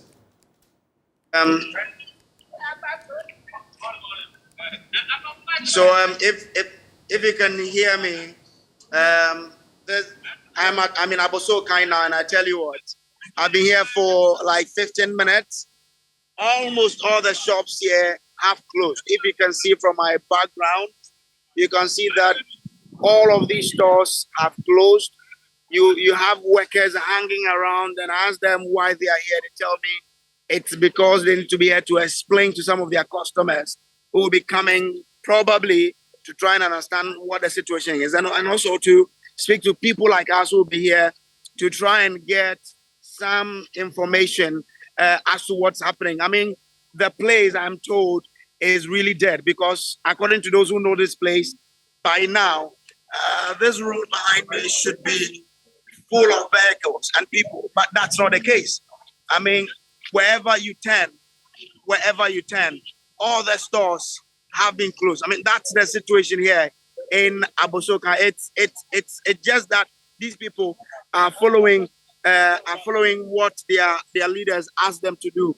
I have some people here with me who I want to engage to find out from them, how far with this whole thing. I mean, the whole Abosokai is dead when you talk about business. Chief, let me try and engage this man. I'm sure because of I will speak to him in Akan and I'll translate for you. Mpacho kasa de mama. Pacho aye. Na oye adwuma ha. Pacho aye. Enti ene ya matutu mi yesi ma mpa na mo abo ye de. Ene no ye ba ase ye be first demonstration be nya ba so antini ye ba. Na watu mo mbeza mo ye demonstration so kan. Abe pese aban no echichiri bank managers mo na ni black market for na ye dollar no connection. Enti e ma o man ye dollar na ho aye de. Yes, aban no e kere ni ko bank managers no. Enti aban so on na ni bank managers ni. Okay. Bank dollar na see because some the black market for no more interest. Okay. I don't know my okay. So Ben, he is basically saying that they want government to ensure that the bank managers are dealt with, because he is alleging that the bank managers have been conniving with these black market people, and they have, caused the dollar to fall to the rate or to the level it is now. So he's blaming the bank managers, or he's alleging that the bank managers have been working with the black market guys to ensure that the dollar falls really hard. Let me try and engage more people. Now, and they are more to also didn't know to Yenti ametu mu no say o sika kotwa de ne na obeton wa o so bekoto fufuro beko na ya tu na do profit na ka ho di adwuma o ye na mfa so bia maso erunti na me ya tutu stone mu say be ya on be stabilize dollar na man ye dwadie no so atimi akoso na enwa nwa so man ya timu no ebi eya adwuma gi dollar school bi o ha do ba be kwa utua dollar na o man no so o man pani ni timi hwa masa ne ma ne koso obi kotua import duty a eso kotua dollars e de na esa basa citizens ni edu o man ni kine ne ma bi o ha nko yie ma yen adwadifo no moko quarter mutua dollars. Yes, it is mutua. Every $2 because in freight no one working in dollars na mine. Some working in dollars now what you are seeing and I yes every $2 every 2 na say e juada na say bibi ansesa ya I know better. Yeah to ho say ya. Yeah me so mo kasa de anocha so mo so ne ani ye na bia bibi no mo hwehwe nti no mo beso me ye ne sa. Se ne ma nko form de ya ansa sika ye bi. Yes, sir. Okay, so this man is also saying that the government is to check what happens at the ports, because some people are still paying in dollars at the port, and he believes that is why the city is misbehaving this way. He doesn't understand why we live in a country where our official currency is cedi, but when you go to the port, you have to pay in dollars. I've been asking him, I think you pay in cedi equivalent of the dollar. He says no. Some people pay in dollars. So that's what he's saying. But he seemed not to know that they will be opening their stores on Monday. He says that if that's the case, then their leadership are not dealing with them well. He believes that they have to continue as far as the economic conditions have not been bettered. He feels they have to close their stores till further notice. But he says that on Monday, even if they are going to open, he will not open his store. Thank you, Chief. That's it. You were blaming some hotels as well? Some hotels also did Dallas. Okay. He says some hotels also do charge in dollars. He doesn't understand why that should be the case. But if you can see behind me, I mean, everywhere is just is empty. I mean, the street here is empty per the standards of Abusokai. That if you come to this place, I mean, like this time, you should have a lot of traffic here. But today, that is not the case. The road is empty because the stores have closed and nothing is happening. You can see a lot of people just sitting, idling around, not doing basically anything. It's a kind of situation that when you come to Abusokan here, you just see that people are idling around. They are sitting here doing basically nothing. They are still obeying their leadership that if the economy is not in a better shape, we will not be opening up. So let me try and engage some of them here this morning. Now, it's a running now, and then Matutumo stores. Shane Koshina Moahead. Then, I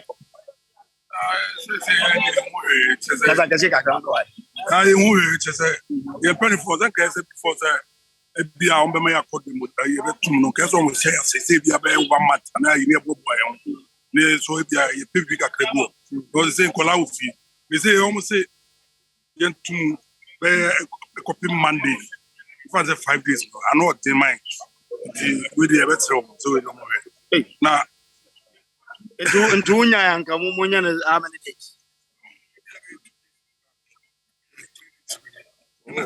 Yeah, they come on my information and use them. I don't catch them Monday now, Wednesday, get to some and will be MBS. That's a problem. They say school fees for last 2 fees, and then but 12 years are from Wednesday to Monday, 5 days. And you have small. It's the beginning of buying so almost no Canada. It's $1 today, a bear as you give a banner.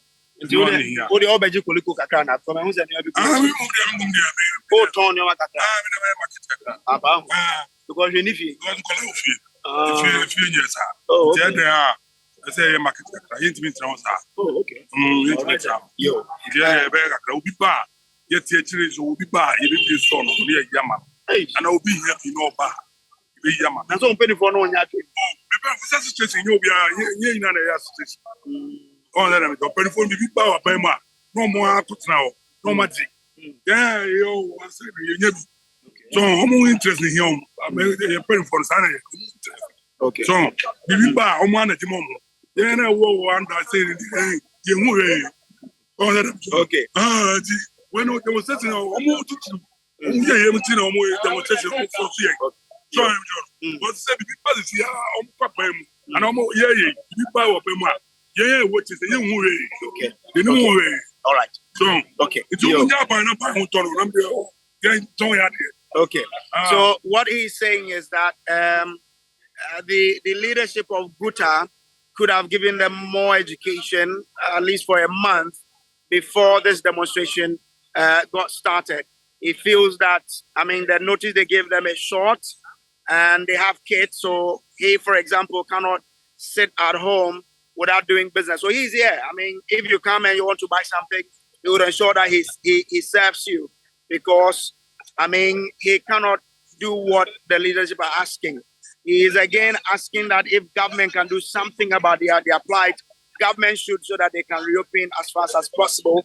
But he's also blaming the leadership for probably doing things in their own interest, not in the larger interest of the traders, but interesting perspectives. Yeah, I tell you what, Abosokai is an empty space today. The offices are shut. I've not seen, from where I am, I've not seen a single office that has been opened. All the offices have been shut. Just have a look on this particular line. Check. If you can clearly see, no store on that line has been open. If I should turn around and give you this space as well, you can see that no store there is also open completely. All the stores here have been completely shut. That's what it is. But you also see some people sitting around. A lot of people are sitting around and just making sure. I don't know whether they want to do business, but I see someone talking here. Let me try and get you close so we can see what the president is talking about. I see this man is saying people should open their source. I'm saying we can still demonstrate by wearing our red shirts, put a red band on your store, okay, and open your store and demonstrate. Okay. There are so many ways of demonstration.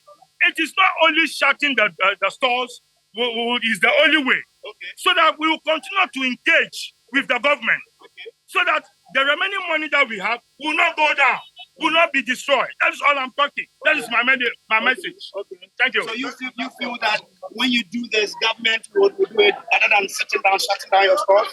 We will continue to engage the government because I had dialogue. We will continue to have dialogue with the government because they are also human beings. We are also human beings. You understand? The economic hardship is destroying our business. The dollar is destroying our business. You understand? So long as the dollar is destroying our business, the government is finding a solution. The government is finding a solution. Until the solution is found, we will continue to be in business and do whatever we want to do so that the cushion the economy so that we can be in business. But right now, the small money that we are having, if we go and sit in the house, we will eat them. We will eat them, and it will bring more woes to our capital. You understand? So let us protect our capital. The remaining one that is in our hand, let's protect it by doing business small, and wait for the engagement with the government. That is all I'm saying. That's my message. What's your name and who are you? I'm Abraham, and I am attack representative, executive. You understand? So we don't believe in shutting stores. We believe in opening our store and still engaging with the government. That is the best way, because they have opened their gates for us, their doors for us to come in, to engage with them. So if you close your store, after closing the store, will you go back to them to engage with them? So it's like you are trying to work on them without any respect or something like that. You understand? So that's my question. Thank you. So he is a member of the Traders Advocates of Ghana. They believe that the solution is not about shutting down the stores. They believe let's get them opened and still engage with government, because they've opened their doors to us to engage. I mean, look, wherever you pass here in Abosokai, it's all the stores here have been closed. No store is open here. All the stores, everywhere you pass, all the stores have been closed. You don't have just a single store being open, and you see people who are sitting by, obviously wanted to see how things pan out today. But wherever you go, however you tend to, the stores are shut. But you still have some of these workers here sitting by and having a chat among themselves. The point is, you want government to do something about this. You see that the situation is bad. They want something done about it. But even though the stores have been closed, we are still here trying to, they're talking about themselves. But let me try and see if I can get a few of them to have a chat with me. Chairman, let's say. And my question.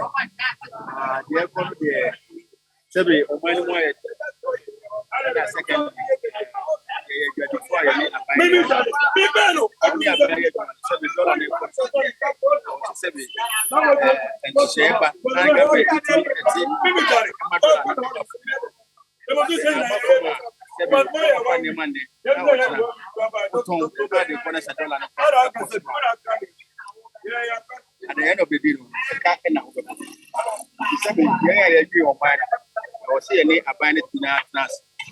now, Sebi and Shea, Jumana, the dollar and it's the dollar and a for my pick me up 1 million now. I'm a minus right. I got any. And the stores and play red and back. I know who here. Sell right and ban. And no emphasis of no problem. And look, we better to go back to be a obituary. Oh, the 2 man up and then who said, oh, yeah. Honestly, I think that. Yes, Monday, if you ask us, so maybe. Hey, I'm 24 the same will be by Monday also. I said, if you want to say it's like a try by the episode. Yeah. So what he is also saying is that things are difficult for them, and they feel that it is better you close the stores and for government to feel the heat. They don't agree to reopening the stores, and wearing armbands.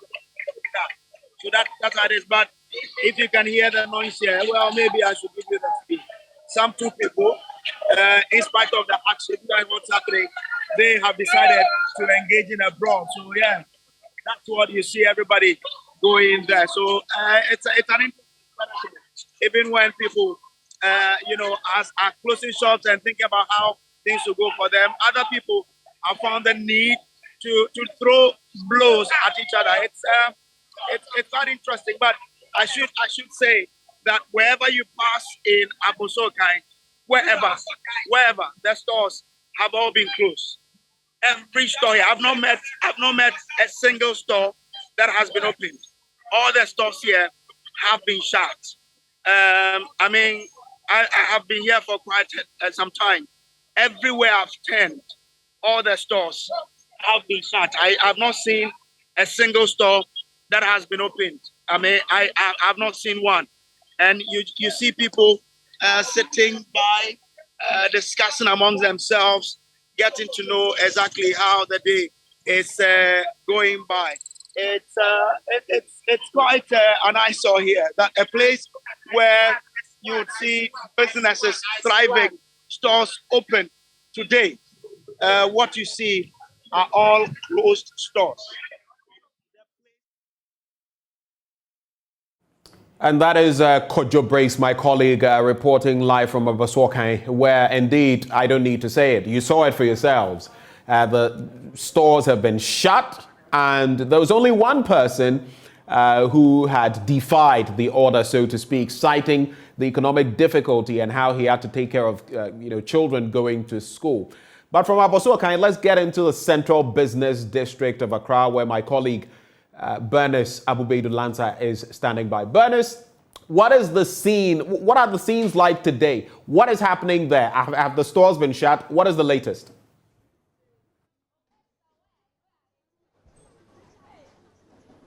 Hello, Benjamin. So I'm coming to you from the Opera Square here in Accra. I used the Abuboloshi route into this place, and I could say right from there all the way through to Rawlins Circle up until this point, you can see that shops are closed. Right on my left, you see the shops here are closed. Up there, the shops there are also closed. There are a few shops, though, I saw open, but the PRO of Guta tells me that these may be traders who do not belong to Guta, and so he's not surprised that about 1 or 2 shops in a shop complex will be open. So just follow me and let's go towards the Melcombe area around Opera Square. I'm just walking out of the car park, and you can see the stores here are also shut. The only people you see trading, Benjamin, are those who ply their wares on tabletops and those who sell drinks and food, and they say they're here to sell to people who may want to come in to do business. So right here you see all the shops are closed. On the extreme right, there are people plying their wares, but once again I said these are tabletop traders. Benjamin, let me see if I can get a few traders to speak to. Before coming on air, I was told by some of them that they're just here waiting just in case they receive a counter directive from their leadership in Guta. But what we are being told is that they are doing this for 5 days. And so we'll quickly try and speak to a few of them here and find out what their concerns are. Interestingly, Melcombe is also closed here. So you can hear a taxi driver shouting at me or minding moyading to it.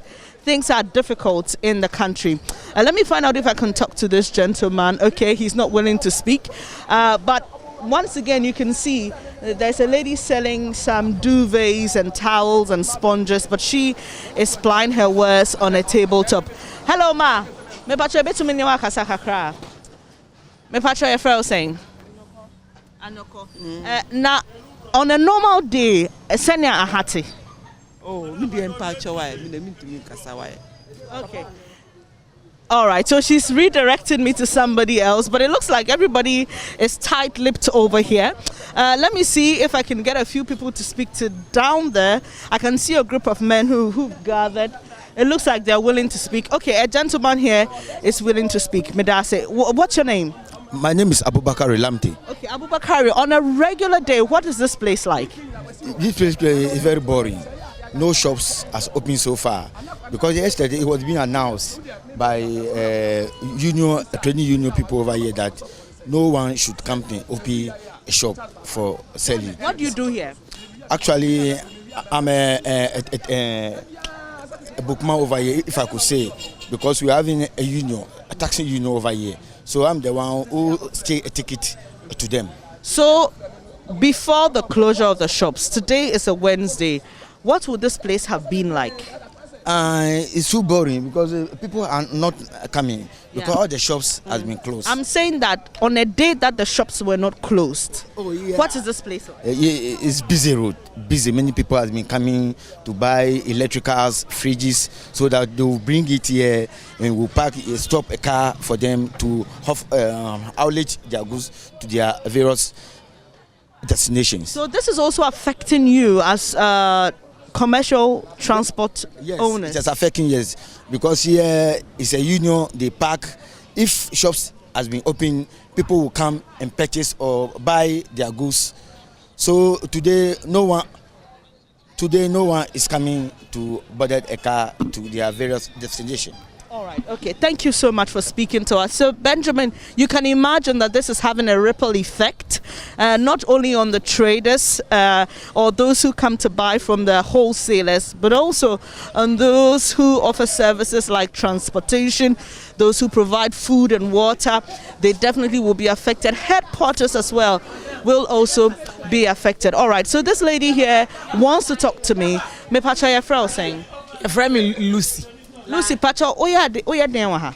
Ya ton de wa ha, ya shedwa wa ha. Okay. Inti mo na mo shedwa wa nim ha. Enya mo nya shop owners. Ya shop owners. Na me kombia nka. Ya ton de kakra workers ni ba. Na ya ton de na me kombia ne nti ya hwe. So be bia na o. Dia na wa adenti na Melcom emie unim ne nti a. Na na Akufo de wa ya boni papa. Ya nim se sa na etie mi hye kambu ni jeans na mi ko work. Okacha say Ghana ye was sky ye tiba ye koko. Na ye nim so ba bibia ni bo be ye din. Sesi akoto mo repotency di udi mo ba tu ensuye. So Lucy is exclaiming she's shocked that this is what they have to suffer as traders, because she claims that during the campaign time she wore her canvas shoes and her jeans and she was supporting President Akufo-Addo, and she says the president said we had a lot of money, we had cocoa, timber, gold, and she didn't expect that things will happen this way. She also says that if the shops were opened, she would also sell her wares, because those entering the big shops will, pay attention to those who are selling on tabletops here. But I say adnia kosono a global a cost will be Russia and Ukraine and Tokwano and affecting intino I say or putting measures in place to ensure Senyama Bekoye and also Dre Hussein. Abanu ya de sereno onu de se bibia senior can say Russia bibia sa na etie wa Ghana de onhwe mai e bi say Ghana ya de nisa omudu omusika nesu Ghana ya sika nusu enti onhwe mai na bibia mbafo mai ya sereno onu de ye panicho pa Ghana ye panicho sisi akoto bibia akoto ni buedi hwemokola show bibia mbremekon Bianca, opera, and can about 8 o'clock. Opera non confirm and I told ye, and no biambie into a sren on Shana, Bibia, dollar now cost. Yes, so Lucy is also saying that the exchange rate is really affecting them. The cedi to the dollar ratio is nothing to write home about.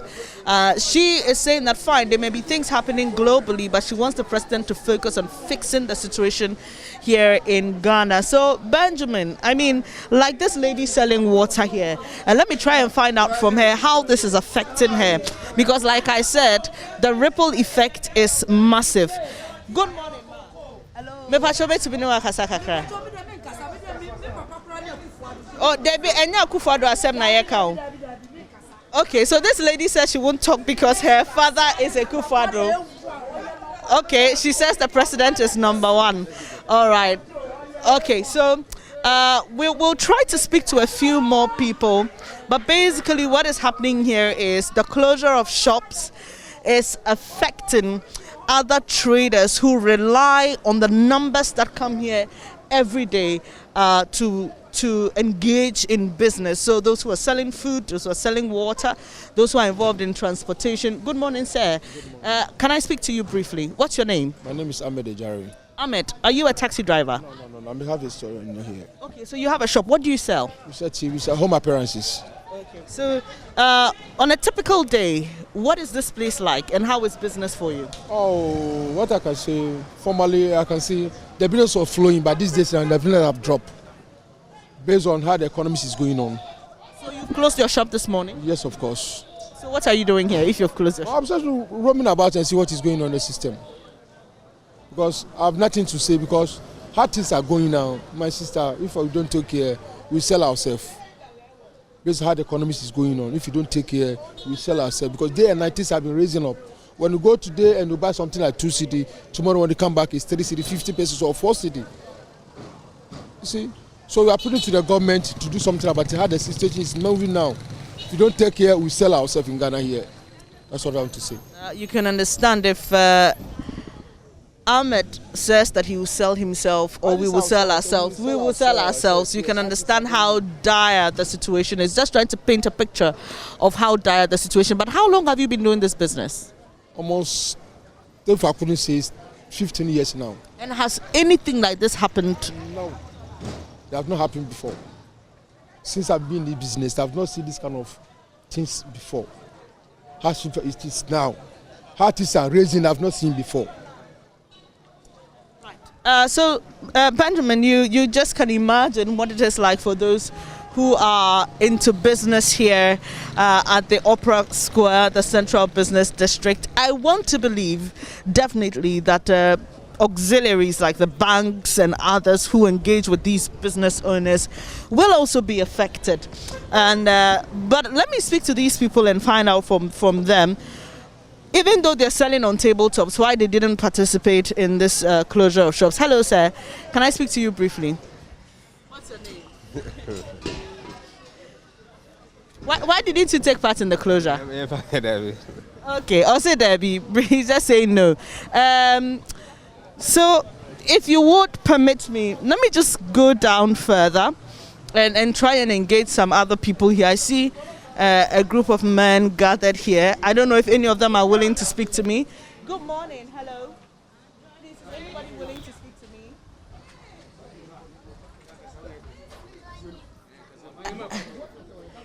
Hello.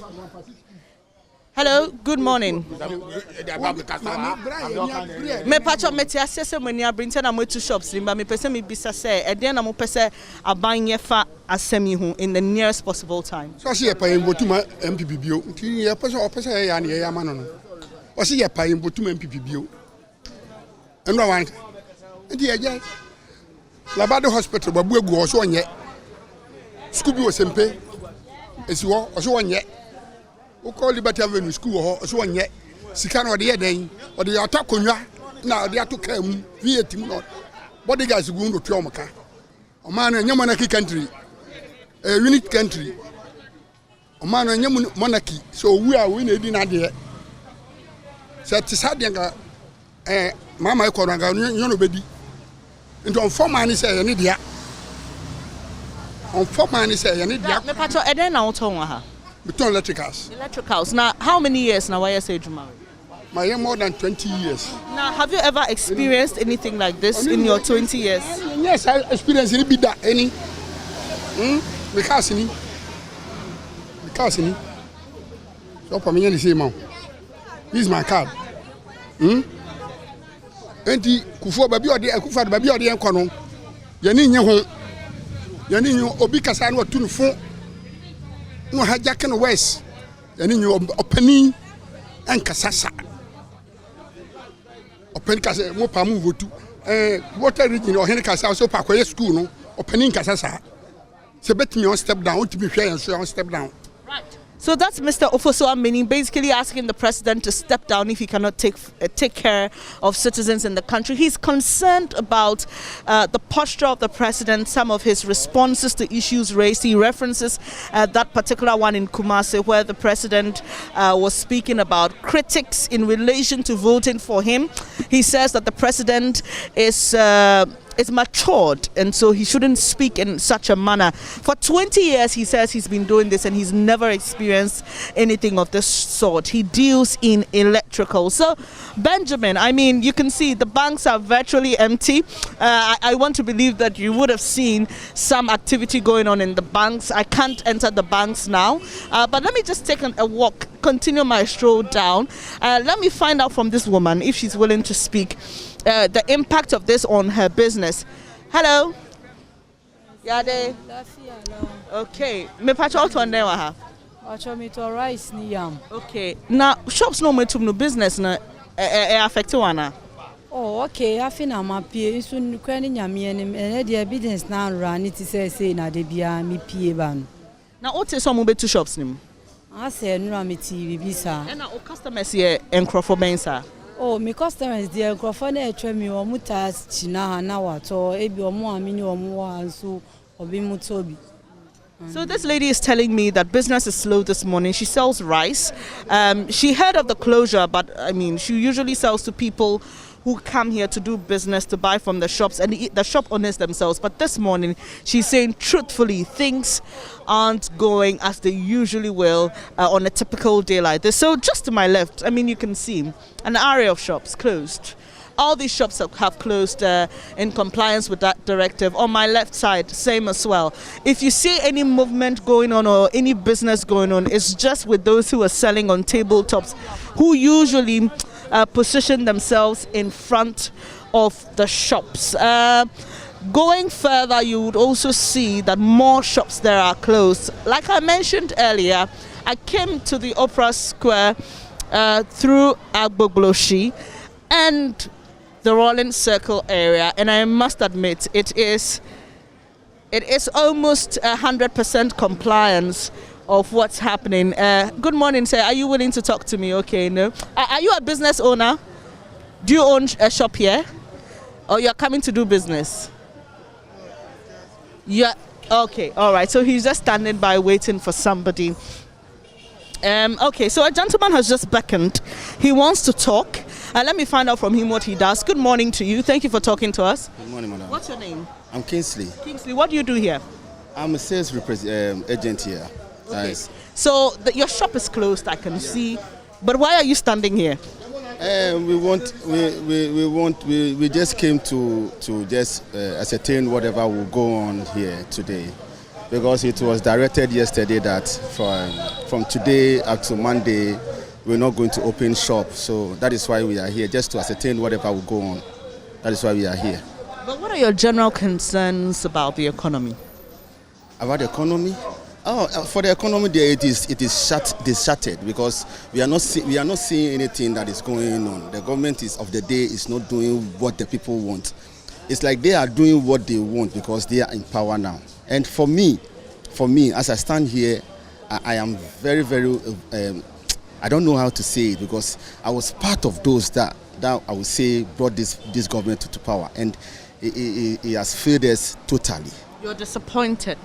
Very, very much disappointed, because nothing is going on. Today, the dollar will go up. Tomorrow, it will just come down a little, and then it will go up twice, which is not good, because as I say now, prices are not stable. A customer will come today, will get a price, and later when he comes, he will get another price, which is not good. And now we cannot even issue pro forma invoice for anybody. Things are not going on well for us, and we are suffering as a people in the country. Yet another person who says he campaigned for the president. He's disappointed with the turn of events. I'll wrap up with you briefly. The government says, look, we appreciate what is happening. The president said it was a difficult decision for me to go to the IMF, but there's a global crisis. Crude oil on the international market is also affecting what we are seeing here. How do you appreciate that angle of the situation? If he happens to say that the IMF even is saying what is going on in Ghana here is not external but it is internal, so he has to tackle whatever is internal here before he goes out to say whatever he wants to say, because you cannot tackle. Listen, look at what is going on in Ghana now. Galamsey, you cannot talk about anything, and you are the commander-in-chief, and you cannot say anything, and people are spoiling waters around. And things are not moving well. To be fair to the president, he spoke recently at a meeting with some chiefs on the issue of Galamsey. But what did he say to them? He said he is in power. If you can vote for him, vote for him. If you decide not to vote, you, because he is leaving power. So he wants to just make everything scrabble for the next flag bearer who is coming to take over. And we are not happy with that. Well, so Benjamin, there you have it. We've spoken to shop owners, we've spoken to those who depend on the multitude that come here to purchase their food and water. And basically you can understand that it is a near shutdown. Also because there are people who do not belong to Guta who have opened their shops and are selling. So from the Opera Square, Benjamin, back to you in the studio. This is my colleague, Bernice Abubedo Lanza, doing a fantastic job out there from around the Opera Square. So my takeaways, I already shared my thoughts on the fantastic work done by Samuel Kojobrace, my colleague at around Abosokai. But Bernice, my takeaways, so the first one, the lady who says she is the daughter of President Akufo-Addo, and so she wouldn't want to speak on the matter. It's good to look at it from different dimensions. Then there's the second person who says he's been working in that central business district for 20 years. And he says some of the responses of Mr. President are in poor taste on the back of the harsh economic conditions we have to deal with. And for business people, people trading, people going out there to buy stuff, you cannot miss out on the last person who just spoke, who said, look, we can't even issue pro forma invoices anymore because guess what?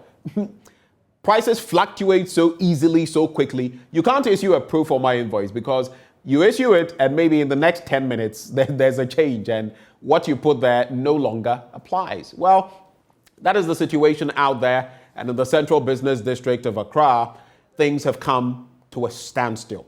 We're taking a breather on this matter, and in August 2020, the people of La were thrown into a state of excitement when President Akufo-Addo cut a sword for the construction of an ultra-modern hospital to replace the La General Hospital. The hospital, estimated at 68 million euros, is scheduled for completion in February 2023. But 26 months into the 30 months of construction, that is the timeline, the project is yet to begin. Residents are angry and are wondering whether the president still intends to keep his promise. Jojo Kobina has more on this edition of Joy News Tracker. Times are wasting, times are wasting. You've got work to do, now's the time. In 2019, the government of Ghana pulled down the La General Hospital in the La Dadekotopon constituency in Accra because it had structural defects. The plan was to build an ultra-modern hospital for the people of La and also to serve other neighboring communities. At the sword-cutting ceremony, the traditional priest praised the government for this laudable project.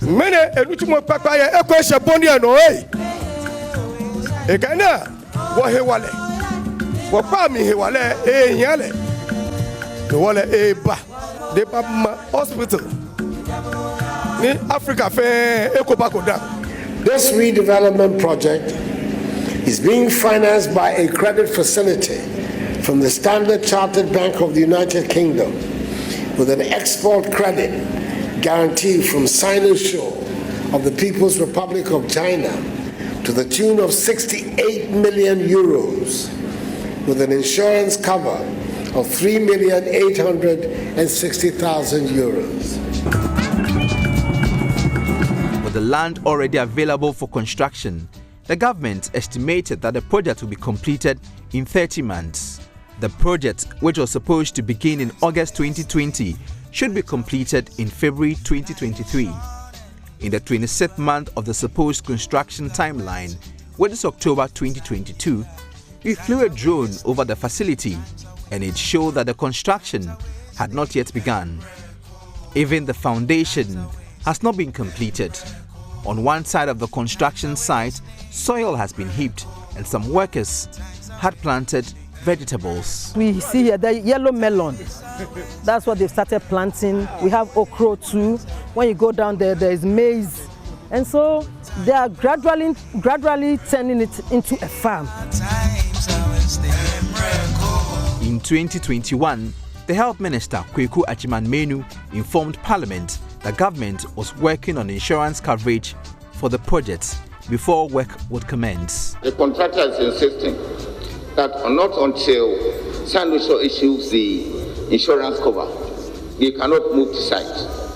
And therefore, Finance Ministry has been informed, they are engaging. And the indication is that that problem will soon be resolved. And since the ministry does not control that activity, it will be difficult for me to give a very specific point in time. All I can say is that it will be very soon. In February of this year, the Health Minister again explained that the project had been delayed due to COVID-19 and other factors. He promised that work would start soon. We went through regulatory processes, but we faced challenges with COVID and some insurance challenges in China that stopped us from working. Now they are back on site, but because of the lockdowns and travel restrictions and so many things, even those who were giving us the money to come to do, bankers were not going to work outside, not only here in our country. So that has slowed down our activities. The Member of Parliament for Dadekotopong, Rita Odole-Sowan, visited the construction site to monitor the progress of work. She's not surprised that the work has not begun yet, but she's however disappointed. I think salt cutting for the MPP government is a fun phase. I remember they went to one of the districts. The chief didn't allow them to cut the salt because I'm sure he's seen a lot of salt cutting with nothing being done. And now the people are very desperate. But we, the people of Dadekotopong, are telling them that this land is for the general hospital, and so shall it be. Richard Tay is a taxi driver who lives in the South La Estate. He was excited about the construction of the hospital. He witnessed the salt cutting ceremony and hoped the La community will get a modern health facility. However, his frequent visits to the site revealed no activity. He no longer visits the site because he's broken-hearted. La general hospital small e jeme omo minute yon bogba ke o ka ma hospital ha wo bia na ke mo ko be wale e cho na agba to me is a disappointment. The promises never fake, the legacy the mindset no money wo even jo ake leponi no mo e ba fe no ko ni ke wo se po ni wo ke shie chichi ni wo ke kaile, and I'm very disappointed. He queried why the building was pulled down when the government was not prepared to start construction. You'll be roaming. You know, there's a vacancy and then that is it. Ghana, we are suffering. Now it is very hard to make ends meet. I mean, as a family man, to survive, it's not easy at all. What kind of country are we running in? Many presidents crying. A small girl, okay, in Hale. Sword, if I cut sword, yeah. I mean, cut sword, so yeah. If that is a thing, I mean, sword, I'm cut sword, Margaret Abbey and her friend just returned from the police hospital for a health checkup. Both of them have been battling high blood pressure. Before the La General Hospital was pulled down, they used to go there for health care, but now they go to the police hospital. They are pleading with government to speed up the hospital's construction.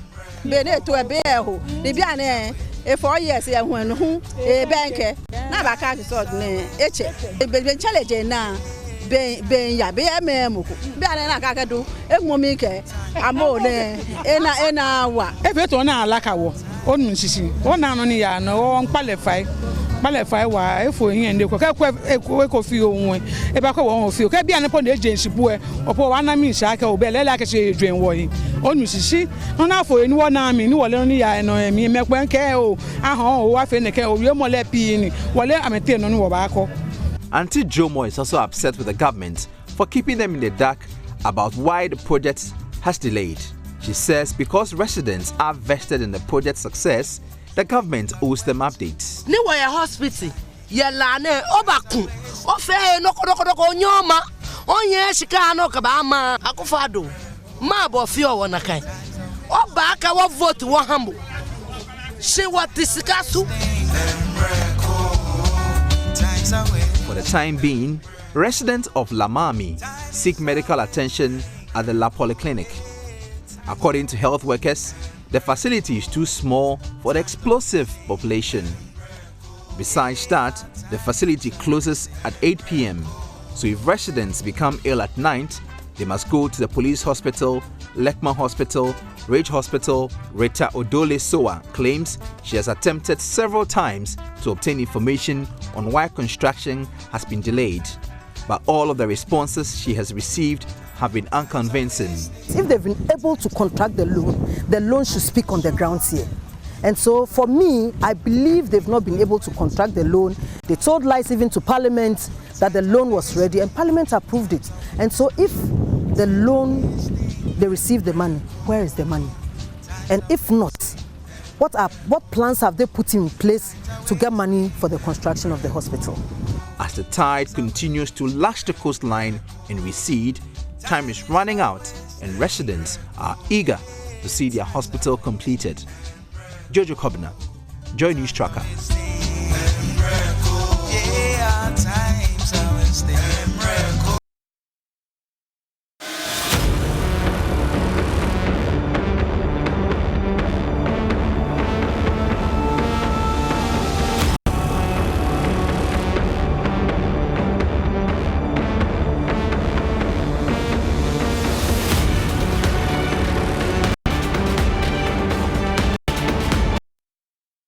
The reigning Ashanti regional champions, Opoku Wari School, now have the highest points that we've seen so far in the 1/8 stage of the 2022 National Science and Maths Quiz. They qualified for the quarterfinals with 64 points. The second highest points that we've seen so far in this competition is 60 points coming from Accra Academy. The Santasi boys say this is their year and they're going to win the trophy for the third time. Trinity, they call it.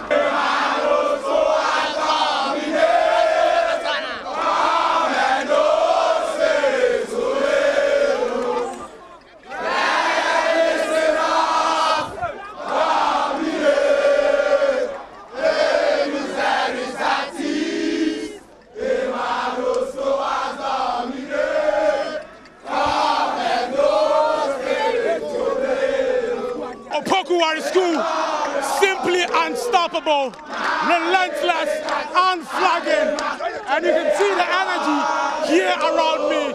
This is how they do it here. The Fantastic Boys beat Ramper College in the regional championship, and now they have won their contest here at the Ceremony Auditorium. Let's speak to some of them. It was just a tryout, and we gave them, the other schools, we gave them the opportunity, the platform for them to show what they could have done, but they couldn't. They didn't utilize the opportunity. So for us, our job is not finished. Okay. Right? Our job is only finished when we've won the National Science. Okay. For you, Pepper College, we are coming for you from the right. We cannot do anything for you. That's what we have to say. As confirmed by the quiz mistress, that this contest was between the Opoku Wari School and the others. That's all it will be. Through this contest, through this competition, it will be Opoku Wari School and the others. Thank you very much. Thank you. You see, I told you something about Opoku Wari School winning this contest with a very high mark. Yeah. You understand? And somebody from Prempeh College in this school was trying to, say something different. But you see, everything we prove it with our points. Okay. And with our knowledge, with our integrity, our intelligence. So, God willing, for the quarterfinals, we are given a very, competitive contest, which we are winning. In fact, we are making. have an old student here with me. No. Break it.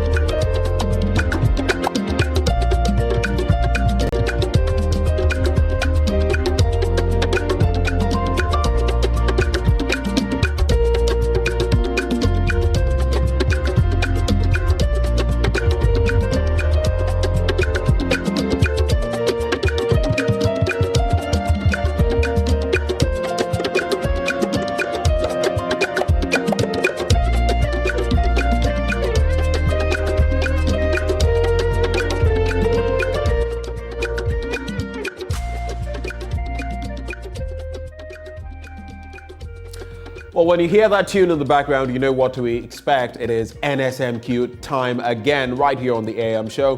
Thank you for staying. Now, the first quarter of the final contest of the 2022 National Science and Math Quiz is underway at the Kwame Nkrumah University of Science and Technology. Ganata SHS is facing stiff competition from Osei Chretries Senior High School, and of course, they're also locking horns, both of them with Abetifi Presby SHS. My colleague Maxwell Agbagba has been speaking with quiz mistress Professor Elsie Kaufman. Here's what she had to share. Every year, quarterfinals onwards, it's something else. It's a whole new level. The reason being we enter the money zone. So every point is worth something to someone. So you see more intensity. Of course, some of the weaker schools are also gone. So every school is here to win. So a lot of intensity, that's what I'm expecting. Every point will be challenged. So I had to make sure all my questions are in top form. Yes. So expectations, that's basically what it is. So even for you, as the contestants are getting ready in their rooms, sleepless nights, you also have a bit of sleepless night because you have to get ready for the quiz. Yes, a lot of sleepless nights. During this period, I don't sleep much. Yes. When you have a contest that is problem-free, meaning all the questions have no issues with them, you have to wonder how that happens. Somebody is checking every single question multiple times. We always do the very best that we can as a consulting team, but sometimes we do miss certain things. We are human after all. But we try to make sure that we do a top job every year. So you hear that? It's not just the contestants burning the midnight candle. The quiz mistress herself too is awake, making sure that she's dotted her I's and then crossed the T's and everything. Another thing that I want us to talk about before you leave is the issue of girls' schools and their progression in the NSMQ. I think it's beginning to get repetitive and boring because every year we talk about a girls' school winning the NSMQ. But now we are the 1/8 stage, and I'm getting information that it seems all the girls' schools have been eliminated at the 1/8 stage. So we don't have any all-female school, from the quarterfinals. That's the information we're getting right now. What happened in my absence? Unfortunately, yeah. Oh, that's too bad. Yeah. And I think your own school, Bugis, they are also. I want to talk about it. You don't want to talk about it? But do you think there's anything we can do? Do you think there's anything we can do to salvage the situation? To be honest, we need to study what's going on. We need to ask questions. I don't know what their preparations were like this year, but I would like to find out, was there something they did that was worse than usual? Or are the boys' schools and the mixed schools doing something else that the girls' schools are not doing? I keep asking for studies. I'm in STEM, I'm in engineering. I want to see statements made based on evidence, based on proper studies, and nobody is taking me up on the offer to do the study to find out what is going on. So I'm getting. I'll take up the offer. Yeah, we need to do a proper study to find out what's going on. Yeah. For the contestants, family members will watch, friends will watch, and I'm sure they'll communicate it to relay to them.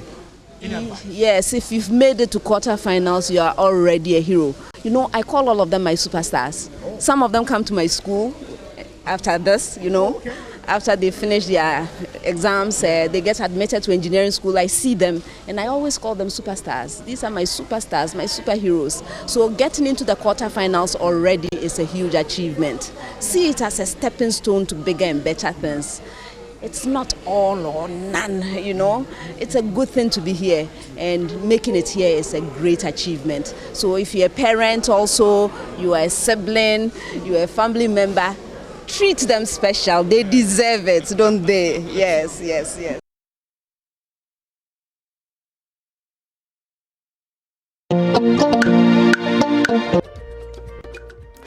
Well, the 2022 National Science and Math Quiz is produced by Primetime Limited and sponsored by the Ghana Education Service in partnership with APSA Ghana, and also supported by Goyle, Prudential Life Insurance and Airtel Tigo.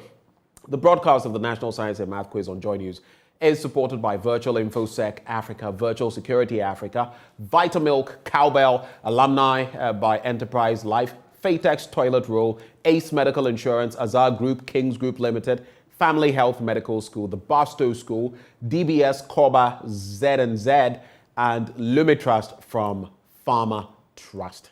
All of them ensuring that we bring you the National Science and Math Quiz. So from here, we're going to be, later we'll bring you some more action from the National Science and Math Quiz. We'll let you know what the results are, but we take a break and return with more right here on the AM Show. Tuesday.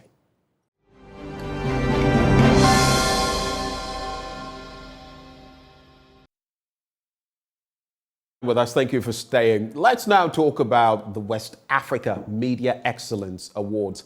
It's an initiative by the Media Foundation for West Africa to promote media excellence in the sub-region. Well, WAMECA is a two-part event, a conference and an awards ceremony for journalists.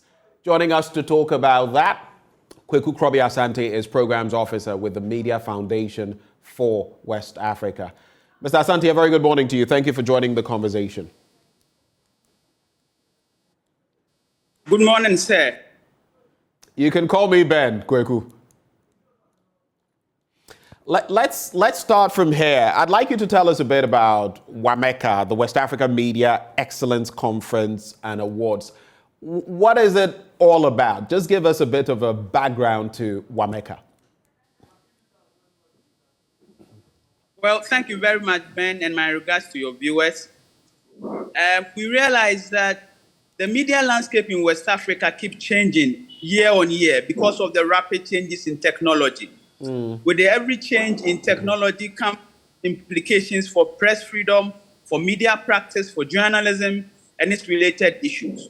WAMECA, therefore, was put together so that every year or annually, we bring together media experts, journalists, editors, and all the people in the media work and freedom of expression work, or media rights, if you want, to discuss or analyze the changes in the media landscape and make recommendations on how to improve press freedom, media rights issues, freedom of expression, and journalism. And so every year we choose a theme looking at what is the most trending issues or the most relevant discussions that need to be taken. Right. And so this year, for instance, we have media and women empowerment. We want to look at how the media can help improve coverage of women and empowering women in West Africa. Then there is the side of the awards. The awards is also to honor journalists who are doing stories that are improving lives and societies. In recent years, we have seen that the practice of journalism has come under serious limitations and challenges, especially with the coming of COVID and now Russia, Ukraine. But even before that, the unfriendly environment, the authoritarian governments, and all the safety issues against journalists, and threats and death and killings and arrests and detentions are all issues that affect journalists. And so in this context, if a journalist is able to produce high quality stories, compelling stories that is driving change in society, we want to honor them, we want to recognize these journalists and say good work and continue to do it. And so we want to inspire media excellence and bring changes to society through journalism. Interesting basis on which we can start the conversation. We can expatiate on the theme later in the course of the conversation. But tell me, so what has sustained Wameka, this entire setup, year after year? You keep organizing this. How many years have you done this, by the way? This is the 6th edition. We started in 2017, and we have been running it through. This is the 6th edition, and we hope to continue. The question was, what has sustained this? Right. Essentially, I think our quest to improve media excellence in the region, our quest to improve press freedom, freedom of expression. As much as we have been doing this over the years, I must say we have not been seeing so much improvement even in the freedom of expression and journalism landscape. But that does not deter us. We think that we need to continue to do this to push. On the front of journalism, we see some changes, but still, we feel critical journalism is dying, but that does not hold us back. It's actually our quest to improve these issues in the West African media landscape that is driving this conversation. We'll continue to do this year upon year, hoping that it will bring significant changes into the media landscape in the region. Let's get back to the theme you spoke about, media and women empowerment. You started talking about it, but why that focus this year? What has brought us to this point where you're choosing to focus or take your theme as media and women empowerment?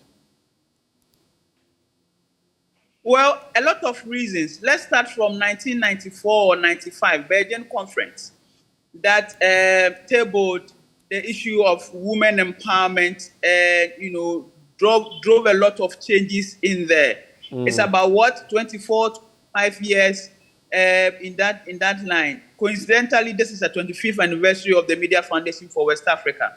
We thought that let us revisit the conversation of media, using the media as a tool to improve women empowerment. In the recent Global Media Monitoring Project report, which was released in 2020, the findings were very significant. Globally, we see an improvement in the coverage of women as sources and subjects of news stories. But when this data is disintegrated in Africa, we see that the situation is actually getting worse. So less women are being covered as sources and subjects of news stories or by the media. And even when the media gets to cover these people, the framing and choices that is given to women is very not encouraging. I mean, we have stereotypes, boxing women, framing them in certain limiting frames and all that. Then there's the other side of the digital gender divide. We have more women in many African countries than men. But when it comes to the internet or the digital spaces, we have more men than women. Women are restrained, are kept back, safety issues on the digital spaces. Then there is the bigger issue of also governance and decision making. Less women are found in our parliaments, less women are found in our executive, judiciary, wherever you want to go, where critical decision making is done, less women are found there. This is the reason, or this is what is driving the conversation, or this is why we are moving to discuss media and women empowerment this year. How can people join this conversation? How do those who may want to participate do so? What are the mechanisms in place? Well, this is a regional event, and so it's streaming live across all our social media platforms. Facebook will be streaming live, YouTube will be streaming live. There will be live updates on Twitter and all those social media platforms. But of course, if you are in Ghana and you have an invitation or you are interested, you can also reach out to us through info@Media Foundation for West Africa. We can arrange an invitation for you. The event is happening tomorrow at the Alisa Hotel, tomorrow and Thursday for the conference. And then on Saturday, we'll do the awards. Tell me, so on social media, how can people connect? Is it Wameka? Is it MFWA? What are the handles that they can use on social media? Do you have any off the top of your head that you can share with us? Yes. On Twitter, it's at the MFWA, Okay. On Facebook, it is the same, at the MFWA. Same for YouTube, Media Foundation for West Africa. Or you can follow our hashtag Wameka 2020, WAMECA 2022. Sorry, 2022, and then you can join. And before maybe I go off, I also want to use this opportunity to commend journalists from multimedia. Year on year, we have journalists doing very critical stories from your media outlet, and it shows from the awards. This year, we had 952 entries coming from all the 16 West African countries in the West Africa region. And year on year, we have journalists from multimedia making the shortlist and even winning the awards. Last year, we have Kwetinati sharing the honors as the West Africa Journalist of the Year with a journalist from Nigeria. This year, he's been shortlisted again with Swami and Emmanuel Kwesidebra from your outlet in Kumasi Lab. And it begs for commendation and praise for the great work you guys are doing. Right. Since you brought that up, and before you take leave of us, so what can people expect from the event? But also, what are these awards having as an impact on journalism across West Africa? Maybe if you could just share your thoughts on that with us before you take leave of us. Well, we think that at a time where we feel that critical journalism is dying, you see a lot of journalists either playing tomfoolery, playing around on the media space, or journalists turning into PR outlets, praising government here and there when they're supposed to be holding the government to account on behalf of the citizens. When people who are doing such stories, compelling stories, enterprising stories, are shown up and praised and honored, it serves a purpose where a lot of people begin to say that they have to turn to this form of journalism and improve their work to be recognized and commended as such.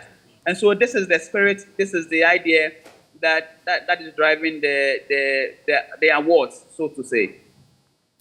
Well, Kweku, we're grateful that you took the time to engage us this morning.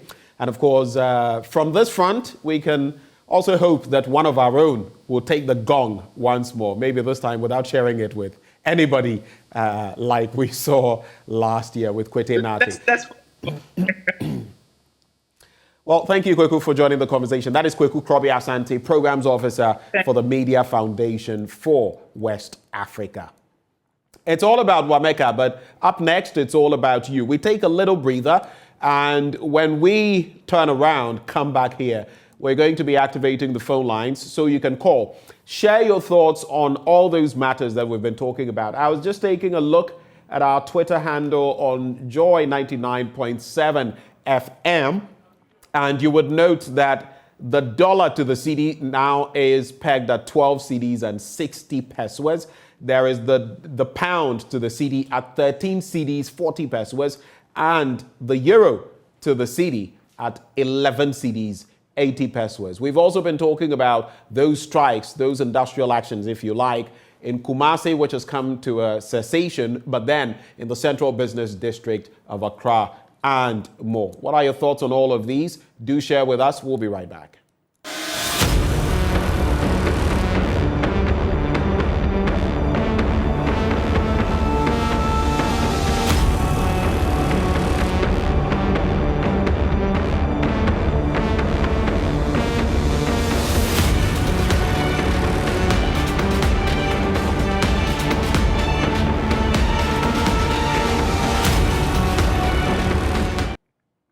Well, we're back and it's all about you now. Let's hear you on those topical matters that we're discussing.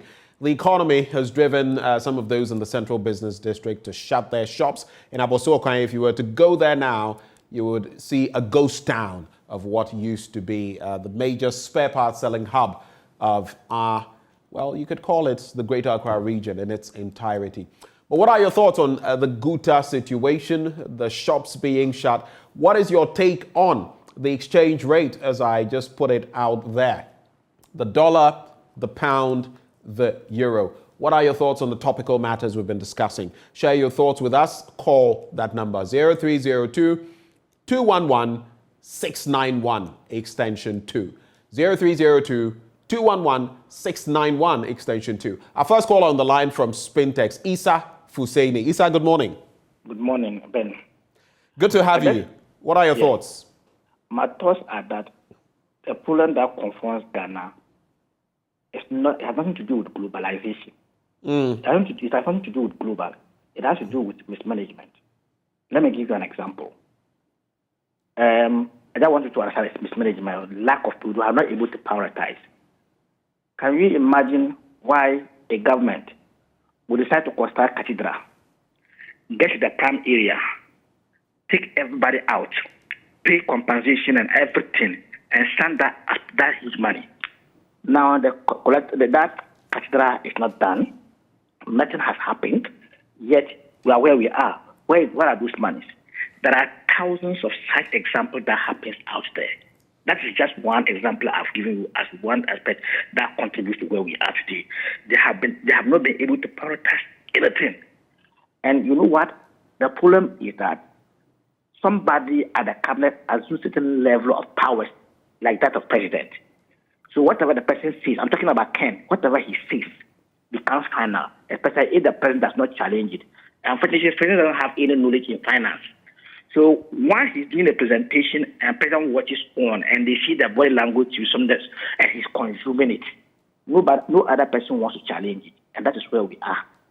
So it is a right call by Ghanaians to ask for Ken to step down because the president lacked every courage to sack him. That is where we are. That is actually my say with regards to what is happening. But nothing will change unless there's change. Why do you think nothing will change? Why do you think nothing will change? Nothing will change because look at the present posture in Kumasi. He said the same thing in Tamale, and he has repeated worse thing in Tamale, in Kumasi, worse than this. And you call voters bluff. Because he's not contesting again, remember they are saying that Ken is not a member of the party. He was a member of the family. So whatever they do, they just want to, that will be the end of their dynasty. They don't want it anywhere in future. So they want to destroy Ghana and go. The only thing that can change is for citizenry, you understand, to take part in making sure that this government is putted out. That's the only thing. But we can only wait till December 7th, 2024. That's the only prescription for our 1992 Constitution, unfortunately. Isa, thank you for sharing your thoughts there. Isa Fusaini calling from Spintex. I do not know whether we can get one more caller. If so, we'll just sneak the person in. If not, we'll be wrapping the conversation and gearing up for JoyNews Desk. We have Mike joining the conversation. Hello, Mike. Good morning, Mike. Yeah, good morning. I'm speaking from Cape Coast. All right, Mike, you're our final caller. Please go ahead with your thoughts. Yeah, all these things that are going on concerning the economic downturn and the rest. Now, I believe that it is the politicians, party politics, this NDC, MPP, NDC thing that is collapsing the country. Now, my main concern is the number of ministers. And then the number of people at the presidential, what do you call that place? Jubilee House. Now, I believe that we as citizenry should launch protests, just like the traders are doing now, and lecturers and others outside. We should launch protests for amendment of the Constitution so that we will decide how many ministers then we want, how many deputy ministers, and then the number of people at the presidential, because if we leave this thing to the Constitution, Parliament must deliberate on it. It will keep going because it benefits them. So, in my view, we should launch a nationwide protest, like the traders are doing, and then make a push for the amendment of the Constitution so that the number of ministers and the number of presidential staffers is reduced. So that the wage bill, government wage bill, I believe that is a major cause of these problems. It will come down. Thank you very much. Thank you too, Mike. Thanks for sharing your thoughts. And well, this is where we'll have to hang it all up when it comes to our discourse today on the AM show. It's always been very exhilarating engaging all of you, and you can tell the passion with which you share these comments. But right before we go, hello Ghana. Happy moment is here once more. Let's storm World Cup Qatar 2022 with Storm Energy Drink, Puma Soft Drinks, and Awake Drinking Water from Casapreco Company Limited. All you have to do from your end, buy your favorite Storm Energy Drink, Puma Soft Drinks, and Awake Drinking Water. Text that 4-digit unique number on the neck of the bottle to short code *780#. Choose option 2, follow the prompts on all networks for free. You could be one of the lucky winners to this year's World Cup in the monthly draw. Else, you could also win TVs, fridges, microwave ovens, mobile phones, home theaters, free drinks, and more instantly. You don't want to miss out, so don't waste time. Grab your bottle of Storm Energy Drink, Puma Soft Drinks, and Awake Drinking Water, and let's storm Qatar this World Cup. Do remember, this promotion is on the NLA Caritas platform. This advert is FDA approved. Terms and conditions do apply. And of course, one of the terms and conditions of the show, we have to end it somewhere, and that's what we're doing now. My name is Benjamin Akakpo. I've done this as always with Bernice Abubedo Lanta. But stay with us, because up next, we serve you with the latest information, courtesy Joy News Desk. Stay.